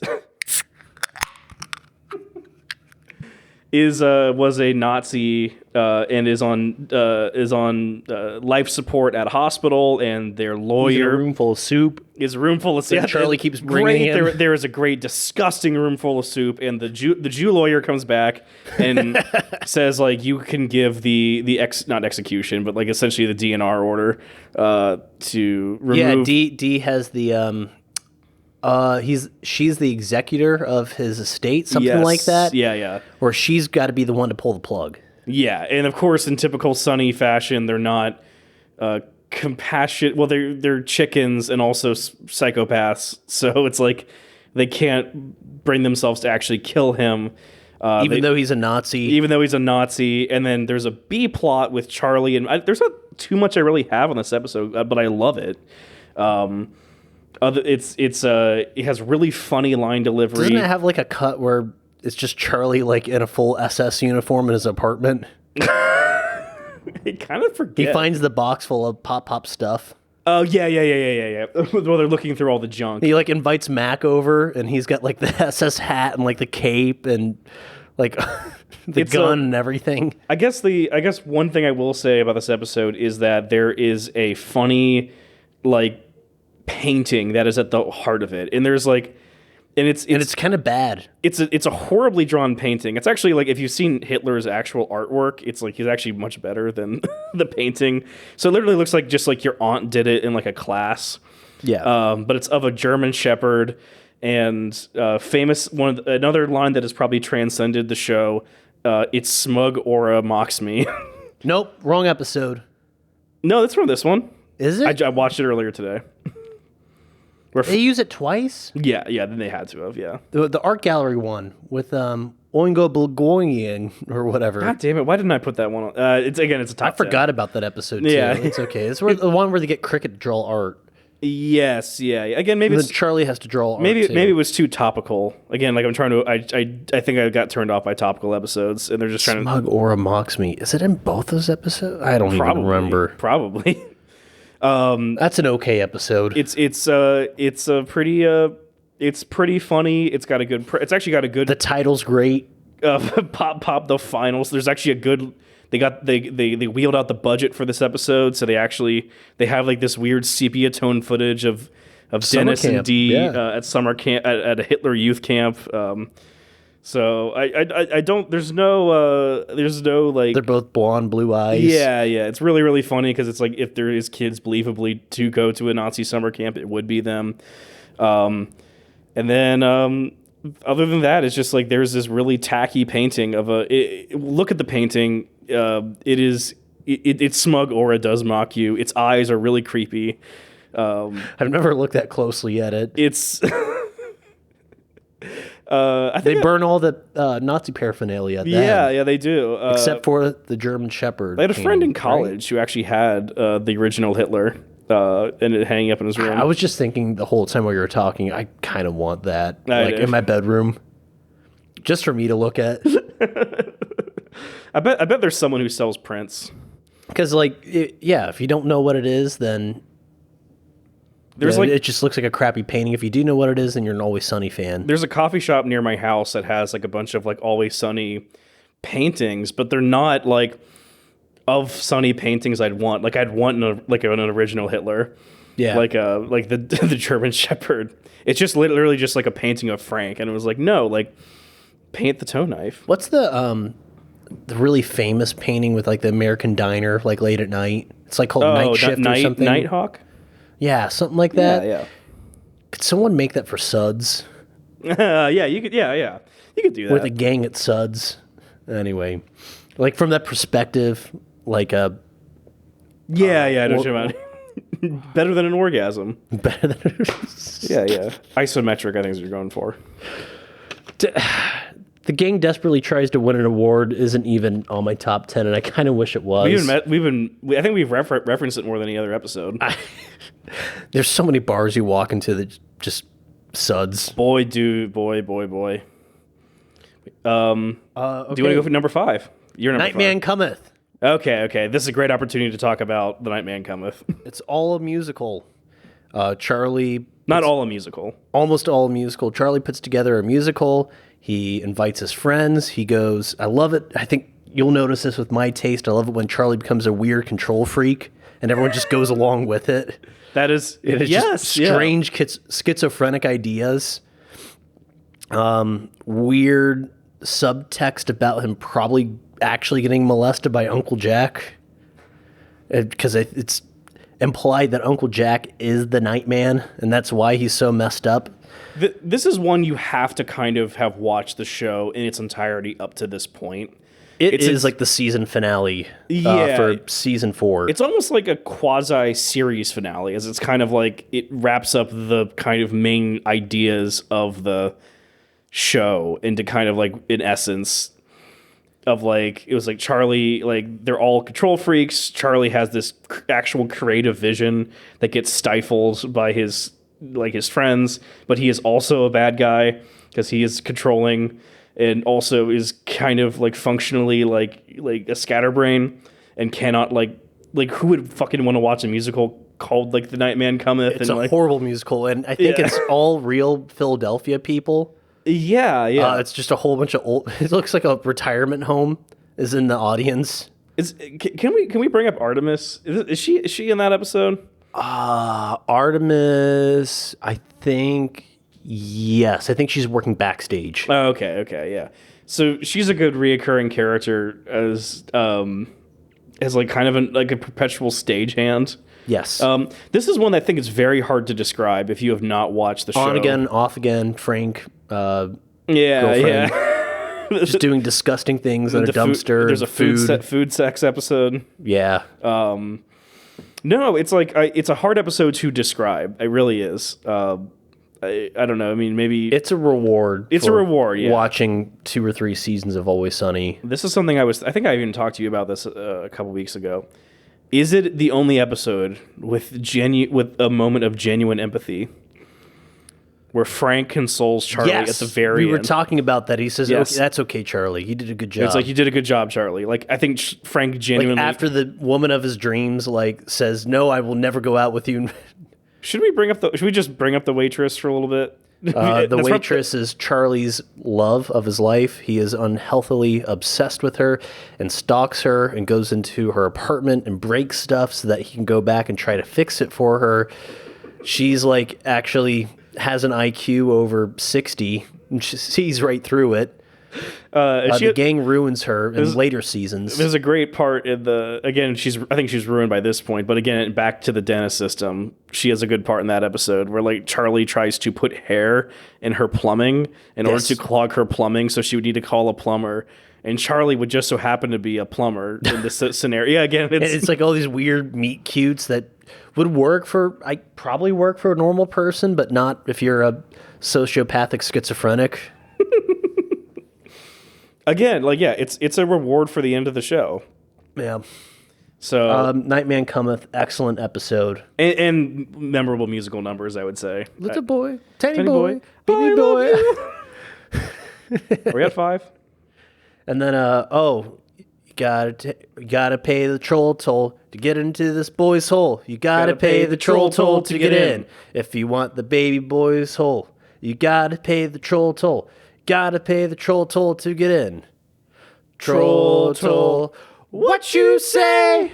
Troll toll, hey, hey, hey. I think that one's kind of transcended. Troll toll. Sorry. And then the cat eyes, what is it? Laughs are cheap, are going for gasp. And then... Yeah, I don't know. I'm not doing a good description of it. It's just way better to watch it. That's what I was thinking. It was like The Nightman Cometh is a great episode, but kind of ultimately impossible to describe unless you're like deep into Sunny lore, like knowing all the... What's your number 5? My number 5, I am really struggling to compress these down, but I'm just going to go with The Gang Gives Frank an Intervention. Season 5, Episode 4. I was trying to find that. I don't have it on the list, unfortunately. Okay. This one's deeply quotable. I just wrote some down. Block the wind, I'm going to roast this bone. I think we've said that, but meant it. Yes. I know I've said it and meant it because I need someone to block me so I can light a cigarette. We have definitely said that in the past, unironically. There's not enough salt in the world for her. This is where they introduced their shitty cousin, Gail the Snail. And this one... Oh my goodness. I was trying to remember why this episode's so good. It's so good, because like it's one of those episodes where the A plot's good, and then you realize, oh my god, the B plot's the Gail the Snail. And it's so... It's no, then there's a C plot with like Mac trying to get it on with the mom, which is like on. But something I did notice, and I wrote this down, Sunny episodes, they don't even make it to 22 minutes usually. They're usually between like 18 and 20 minutes long. That's interesting. Yeah. So it's like the fact they're able to have an A, B, and C plot all in one episode, and it doesn't feel rushed. It doesn't feel rushed, especially in this season. I guess we should probably. This is season 4 or 5. Season 5, yeah. Okay. So I got a lot of season 5, a lot of season 4, and a lot of season 9. Yeah. I'm about in that same spot too. I guess something about this episode specifically is like it could have been done at any point, because it's like, or you could make the episode about anyone. The idea that like, because they're all like, alcoholics to the extent, so you could have done like they're all probably could use an intervention, I guess, is kind of but Oh yeah, don't they bring in like the normal woman who's like a therapist? they bring in an intervention specialist, like a therapist. She actually tries group therapy. She's not like, because she's not like the Jew lawyer or like Rickety Cricket in the sense that like. Well, they don't corrupt her. She doesn't stay around long enough to get corrupted. Yeah, I think that's the theme with all the normal people, like the waitress, the Cricket. They get corrupted and become kind of ridiculous. Jew lawyer loses his eye by the end of it. Did they ever say his name? And he gets divorced. No, I don't think he has a real name. But yeah, it's funny that there's like it's similar to, if you're a Simpsons fan, like Frank's or Homer's enemy, in the sense that a genuine like normal person spends a lot of time in this episode. Man, great Simpsons episode. I know, yeah. This is the one with the canned wine. Where Frank just walks. There's a great part where Frank's walking around with a 6-pack of Tall Boys, and he is gurgling beer in this like just vile, gross way, just foaming out of his mouth. Just head up towards the sun. And then at a point, again, this is like they're writing down. And they show up to the funeral in like shorts and like bring a frisbee. Yeah, because they think it's like a day. He tricks them to be in a barbecue. So there's really no plot to this episode other than just Frank is just degenerate, and it's just a good way to kind of like show like how she's mashing it. Yeah, you're mashing it. It was like it's getting a hand job under the table. I think this is kind of one where they like, we can only go so far, and let's have one episode where we just like indulge in just like the grossest parts that they could possibly go. I want to watch that episode now. This is the debut of Nightcrawlers, where Charlie, they say, we need to make memories together. They're writing down things to tell Frank in the intervention. We don't make enough memories. He has to explain what Nightcrawlers is. Yeah. We need an intervention for your goddamn illiteracy. So they eventually start intervening on each other, and then they sink to his level because they start drinking wine out of a can. Oh, and you got to bring a gun to the intervention. You got to bring a gun to the intervention. He's always packing. And then he pulls out a gun at the like, it's like a little snub nose revolver. Yeah, he just like cocks it back, and then it's intervention. The gun is Frank shaped. It's so hard to talk about a comedy because like all you can just do is just quote it. But like this one's great. I think it's just kind of it's an opportunity for them to indulge. I'm a little upset that's not on my list. Did we do your 5 or? Yeah, we did my 5. We already talked about Sweet D's dating a retarded person. That was my number 4. That's number 4. I love that one. You go to your number 3 then. My number 3, Dennis and Dee go on welfare. Ah, shit. I like that one. I didn't even. Just for you, you got what I need. Season 2 episode. That's got children, you're crackheads. One crack rock, please. That is one I quote all the time. How much for one crack rock? Like Dennis and Dee are convinced that it's really easy to go on welfare. They don't want to work anymore. Yeah, and then they become actually addicted to crack. Dee has to pretend she's retarded by putting on a helmet backwards. There's a great one-off gag in that one where they're trying to like talk. They go to the ghetto, and there's like clearly a very kindly old black man who's like sitting at a bus stop. And then they pass him by, and there's just this tweaked out white guy, like just on the steps, like just looks like he's gonna stab them. Yeah, and they like go up to him, thinking it's just a great joke. Like that is so them. Especially their racism is a really funny running gag. Yes, yeah. They're old black man. Oh man, what's the episode where I think about this a lot, where Charlie and Dee, Frank convinced Charlie and Dee that they're cannibals. I think it's just called Mac and Charlie Manhunters. No, that's a different one. That's a different one? It's a Charlie and Dee episode, and they go to the morgue. And they're like, okay, well, we got to try to see if we actually are cannibals. We got to try some meat. And then, like, the first body they walk to is black, and they're like, well, he just doesn't look that yummy, and, I'm not a fan of dark meat or anything. They have to go over to the white guy. It's like, I could eat him. He looks very edible. Like, even when they're convinced they're cannibals, they're still racist. Seeing humans as literal food, and they still can't get over it. That's good. Okay. I mean, different episode. It's not a good episode. Yeah. I mean, it's fine. I think that one. I think that enters a lot of people's top episodes or so. So I think it may be the odd one out, not putting it in there. I think I figured it'd be good to round off with a good classic. There's not a good joke density, I think, for me, and I think that's very important to episodes I like. Yeah, I kind of regret it. That one should have been down lower on my top 10, but I figured it'd be good to have if I'm making Deserted Island list, that's a good classic to have. Yes. I guess go back. And it's kind of redundant with Charlie Got Molested. But it's a Dennis and D episode. It's got the you got what I need. Again, going back to the shitty 90s music. Yes. A song that was like well known in its time. Bismarcky. Hasn't aged well. Rest in peace. Does not, doesn't make it, anything else to say about that one? No, I don't even remember the B plot. I guess we'll go back to number 4. Number 4. Let's go with the Gang Broke D. That's my number 2.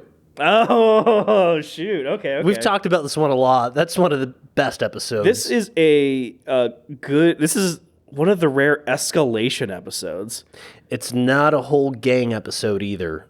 Yes. It's actually weird. It's out of form.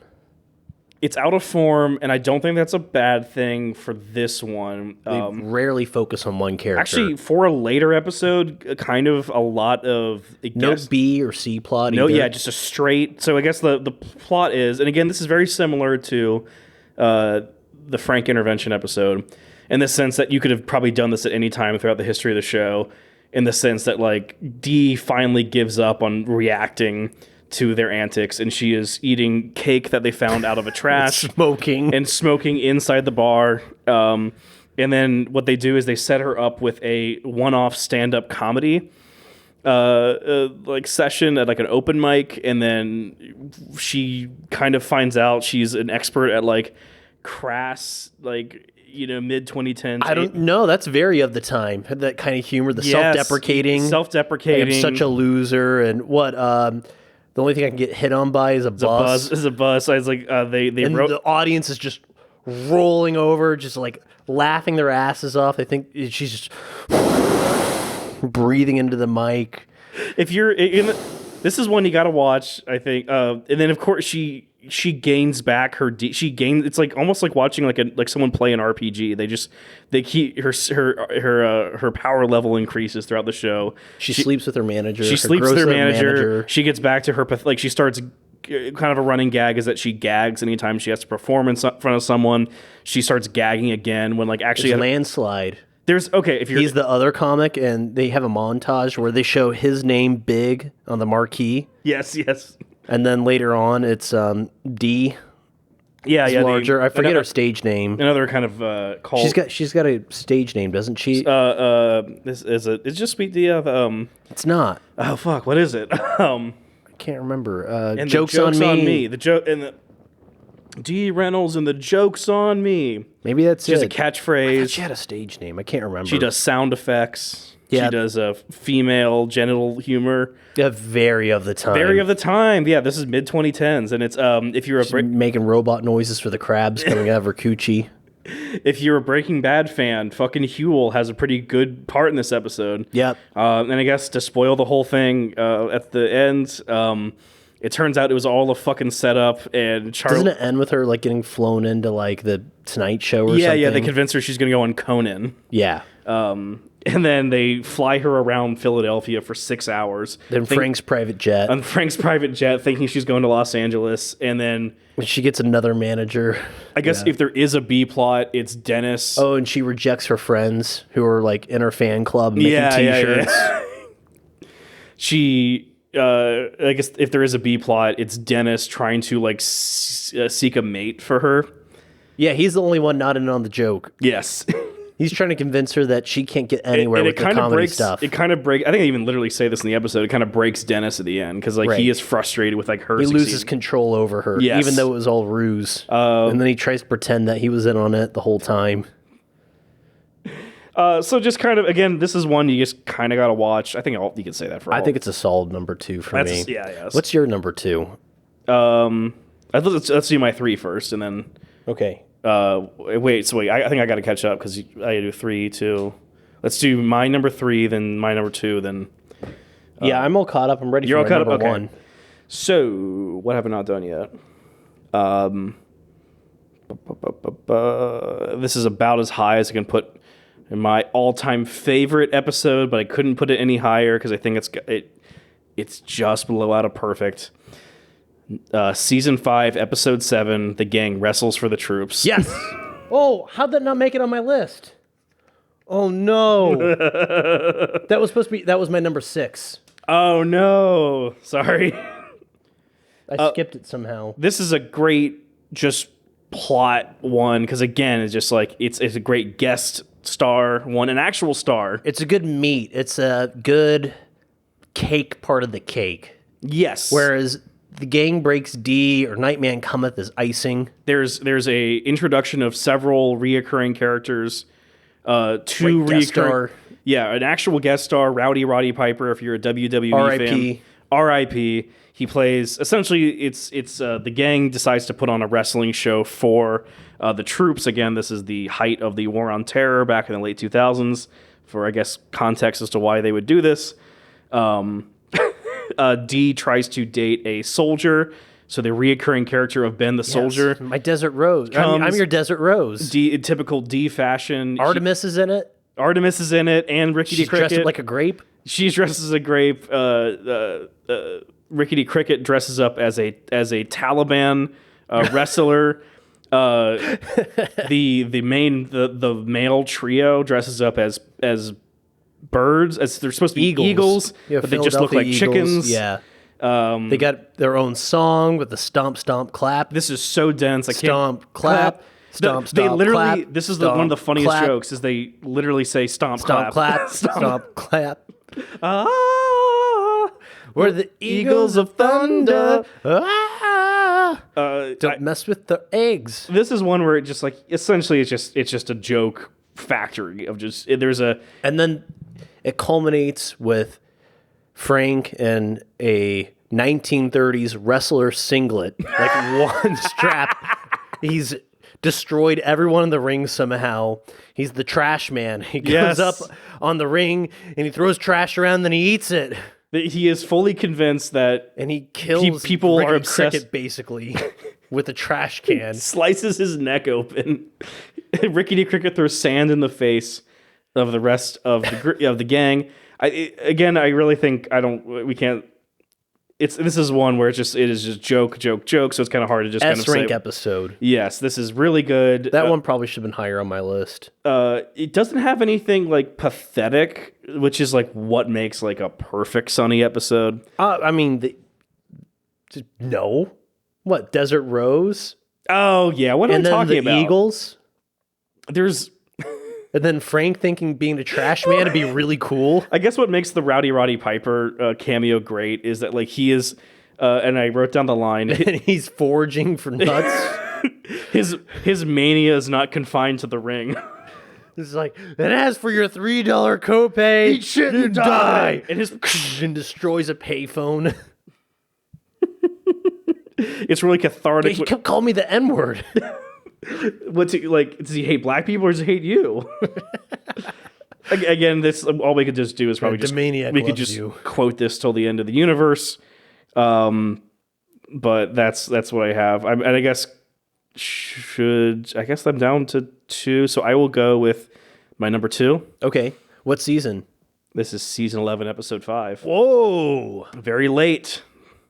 I know what it is. Okay. I think it's Mac and Dennis moved to the suburbs. It is Mac and Dennis moved to the suburbs. Damn. Yes. Mac and Dennis moved to... This is so weird because it is very, very late in the history of the show. I think most episodes by this point are not very good. There's a couple good ones, but this one is... It's classic, and it's depraved. It's... So Mac and... It's literally Mac and... It's what the title says.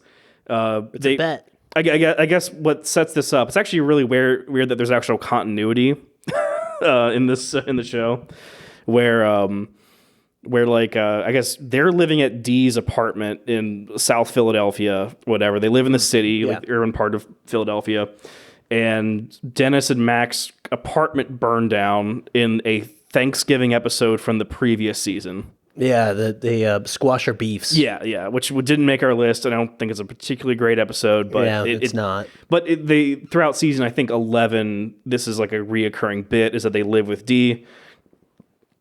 Dee kicks them out, or essentially they need to find a house. They really can't find, an apartment that is up to their standards because Mac and Dennis are vain. And they said, we have to live in the city, but we have all these accommodations. Like, hey, here's where you can find a good place to live. And they live far out in the far-flung suburbs of Philadelphia in a beautiful 2-story single-family home. New construction. It looks positively lovely. But to Mac and Dennis, it is hell on earth for them. And they have created this hell within themselves. They're city rats. And I think just the agony of being densely located next to each other has like somehow strengthened their relationship. But the fact they now sleep in separate rooms and have a big house. And they immediately form a patriarchal relationship. Yes. Where Dennis drives into town every day to go to work, and then Mac has to stay home and clean the house, and neither of them do that.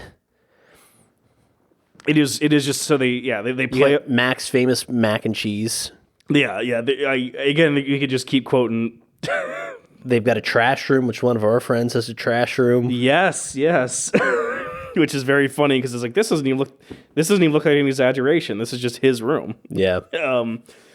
Again, this is one where just the jokes pile up, but it is. I put this slightly higher than the gang wrestles for the troops because it is depraved madness by the end. I don't know. It's not fun. It's a hard one to watch. Gang wrestles for the troops is just unfiltered fun the whole time. Yeah. I guess we should say the only reason that they even stay out there is because there's a bet that like if they live there for a month, they get free rent for a year. Again, back to a good racist joke of them that if they lose the bet, they have to sleep with an old man, and then they're upset the fact that not only is an old man, it's an old black man. Yep. Which is it's like, and they keep calling him old black man. Again, watch the episode. This one, it really kind of does solidify, because I think the very next season Mac comes out, and that kind of ruins like the subservient kind of role that Mac has. That's the episode with Dusty and he's going to clubs. No, this is one that I would probably put. It was like Mac finds his pride is a later episode that's that I season saw. 13. I had to look that one up. No, this is where Mac finally says he's gay is season 12, episode 8. I feel like he does it very unceremoniously. No, it's hero or hate crime. Or does he like do a whole monologue and no one cares because they've known about it the whole time? No, they go to like it's where Frank saves Mac from like a falling piano on the street, and Frank says, "Yeah, it has the look out, ass puncher 5000." And I guess the start of the episode is that like Frank says, "Look out, faggot," and then Mac obviously looks up, moves out of the way. And then this is bizarre. This kind of shows why the show, I don't really like the show as much anymore, is that like, well, it's not really a hate crime. He moved that, I don't know, whatever. It's Sunny logic. That's an okay episode because it's got the ass puncher 5000. Yeah, the exercise bike. That's a really funny visual gag. We're not talking about that. I mean, that's one of the only good things about the later seasons is the room with nothing in it except for the exercise bike that fists you in the ass. It's like a gigantic, like veiny rubber dildo with a fist. Disgusting. It's like such a mixed episode because it is like the turning point for the show, because like Mac no longer can be like he is like closeted. Well, we didn't even talk at all about the Carmen plot, which I don't really like, but like yeah.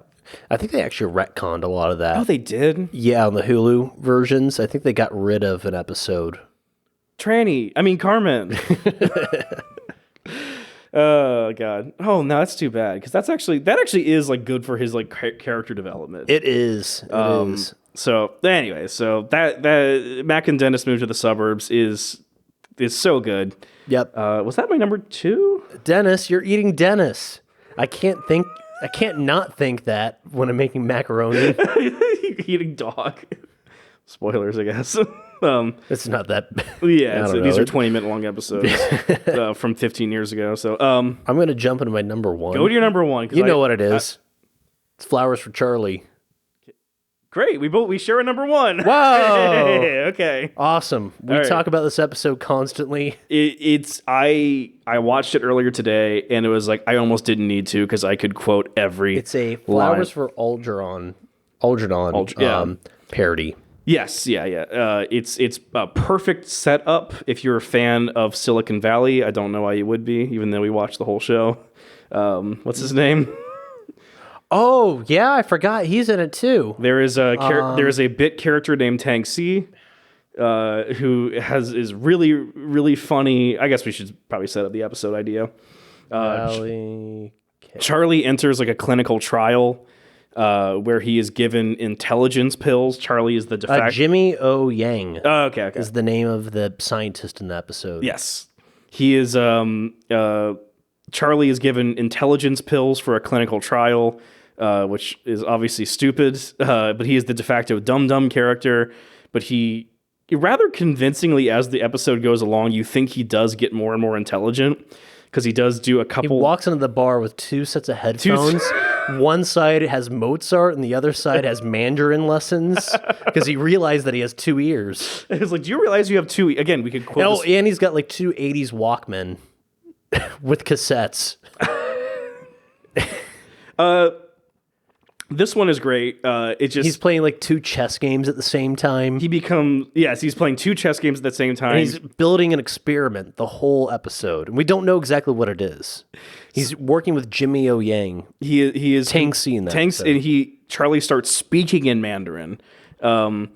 Confusing his friends by doing Chinese jokes. He thinks that he is far and away more intelligent than the rest of the gang, and the gang gets dumber because they start huffing gasoline and glue. Oh, I forgot about the B plot. Yeah, there's a rat stuck in the wall. Yeah. And then Dee gets her hand stuck in the wall trying to get the cheese. Which, like, it does sideline the rest of the group, but it is and really they try funny. To pour gasoline on the glue, and they end up huffing the gasoline.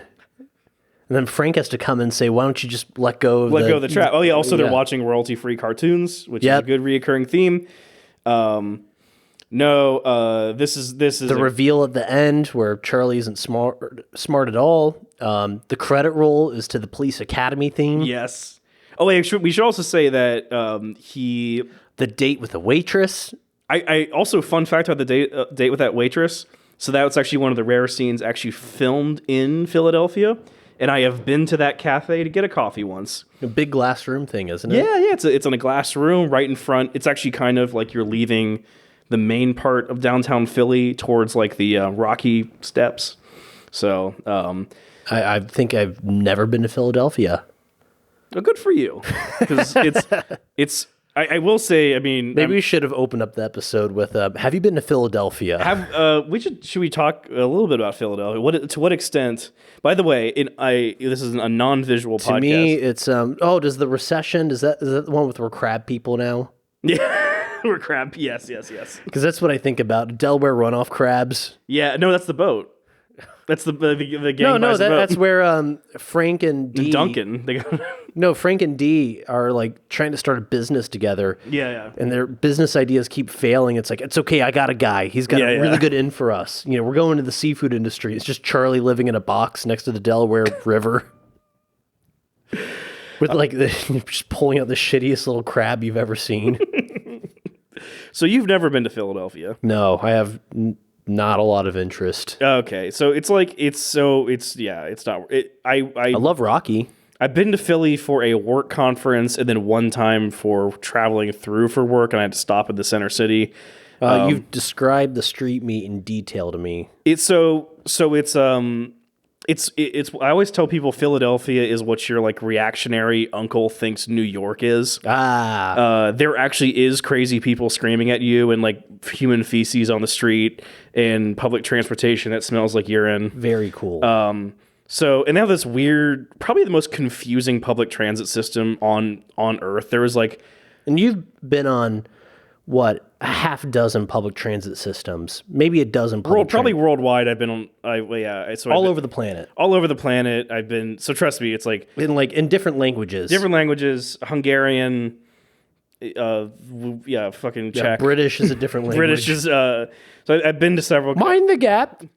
Might as well be a different language. Chicago, deep dish style. Why they? That's what this living room needs, is a Mind the Gap poster so people know that I've been to the UK. See, they see. Mind the Gap. Got to have like a district line poster. That's like half a notch above having like a Harry Potter like. Do you remember that one painting that box like set. everyone had in the 2000s, like the Eiffel Tower under construction, like thing you'd buy? Like it was at Target, and like every house like in like the suburbs had that. I always saw like the fake picture with like the 7 guys sitting on an I-beam eating lunch, and it's the Empire State Building. Yeah, people would have like that. my grandpa had that. Oh my god.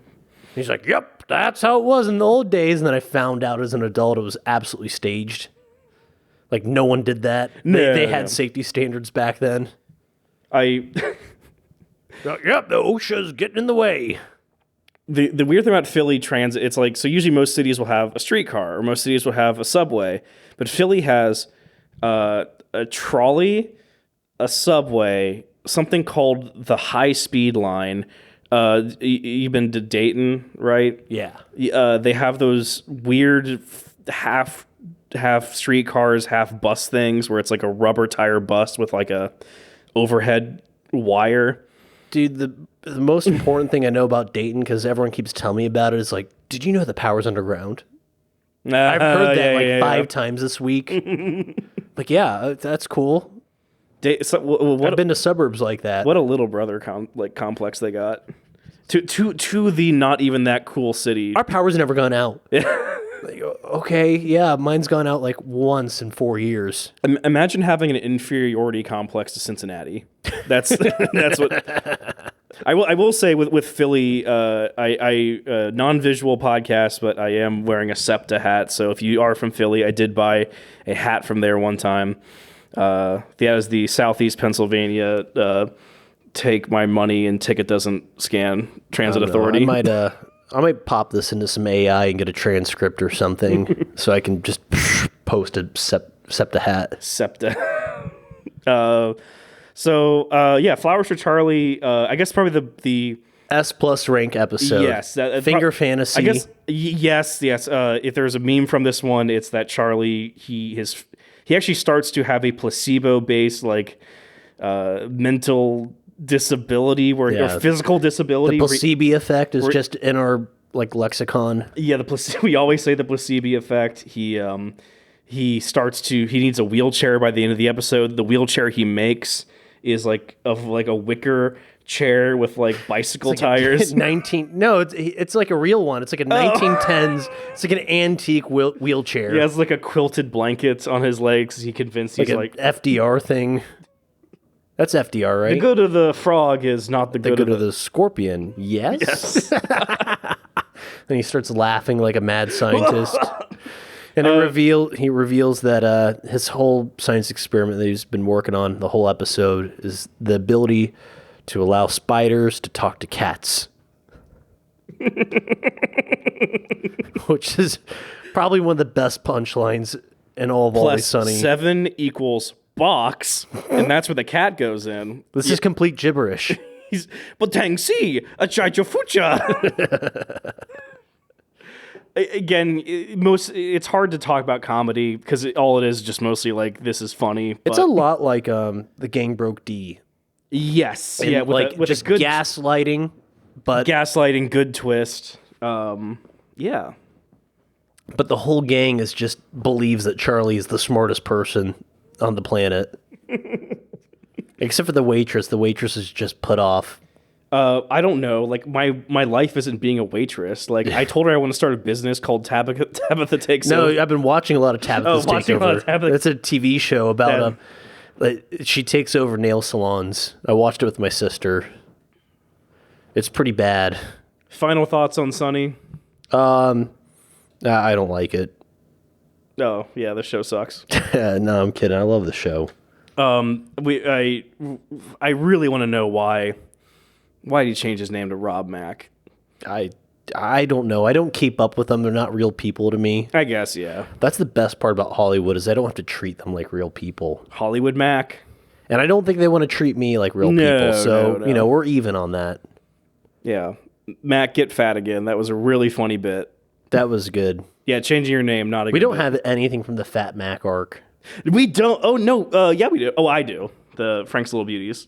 That was from the Fat Mac. Is he fat? I just barely came up in that episode. It only came up in the sense that when they're like sitting down to eat, he starts wheezing.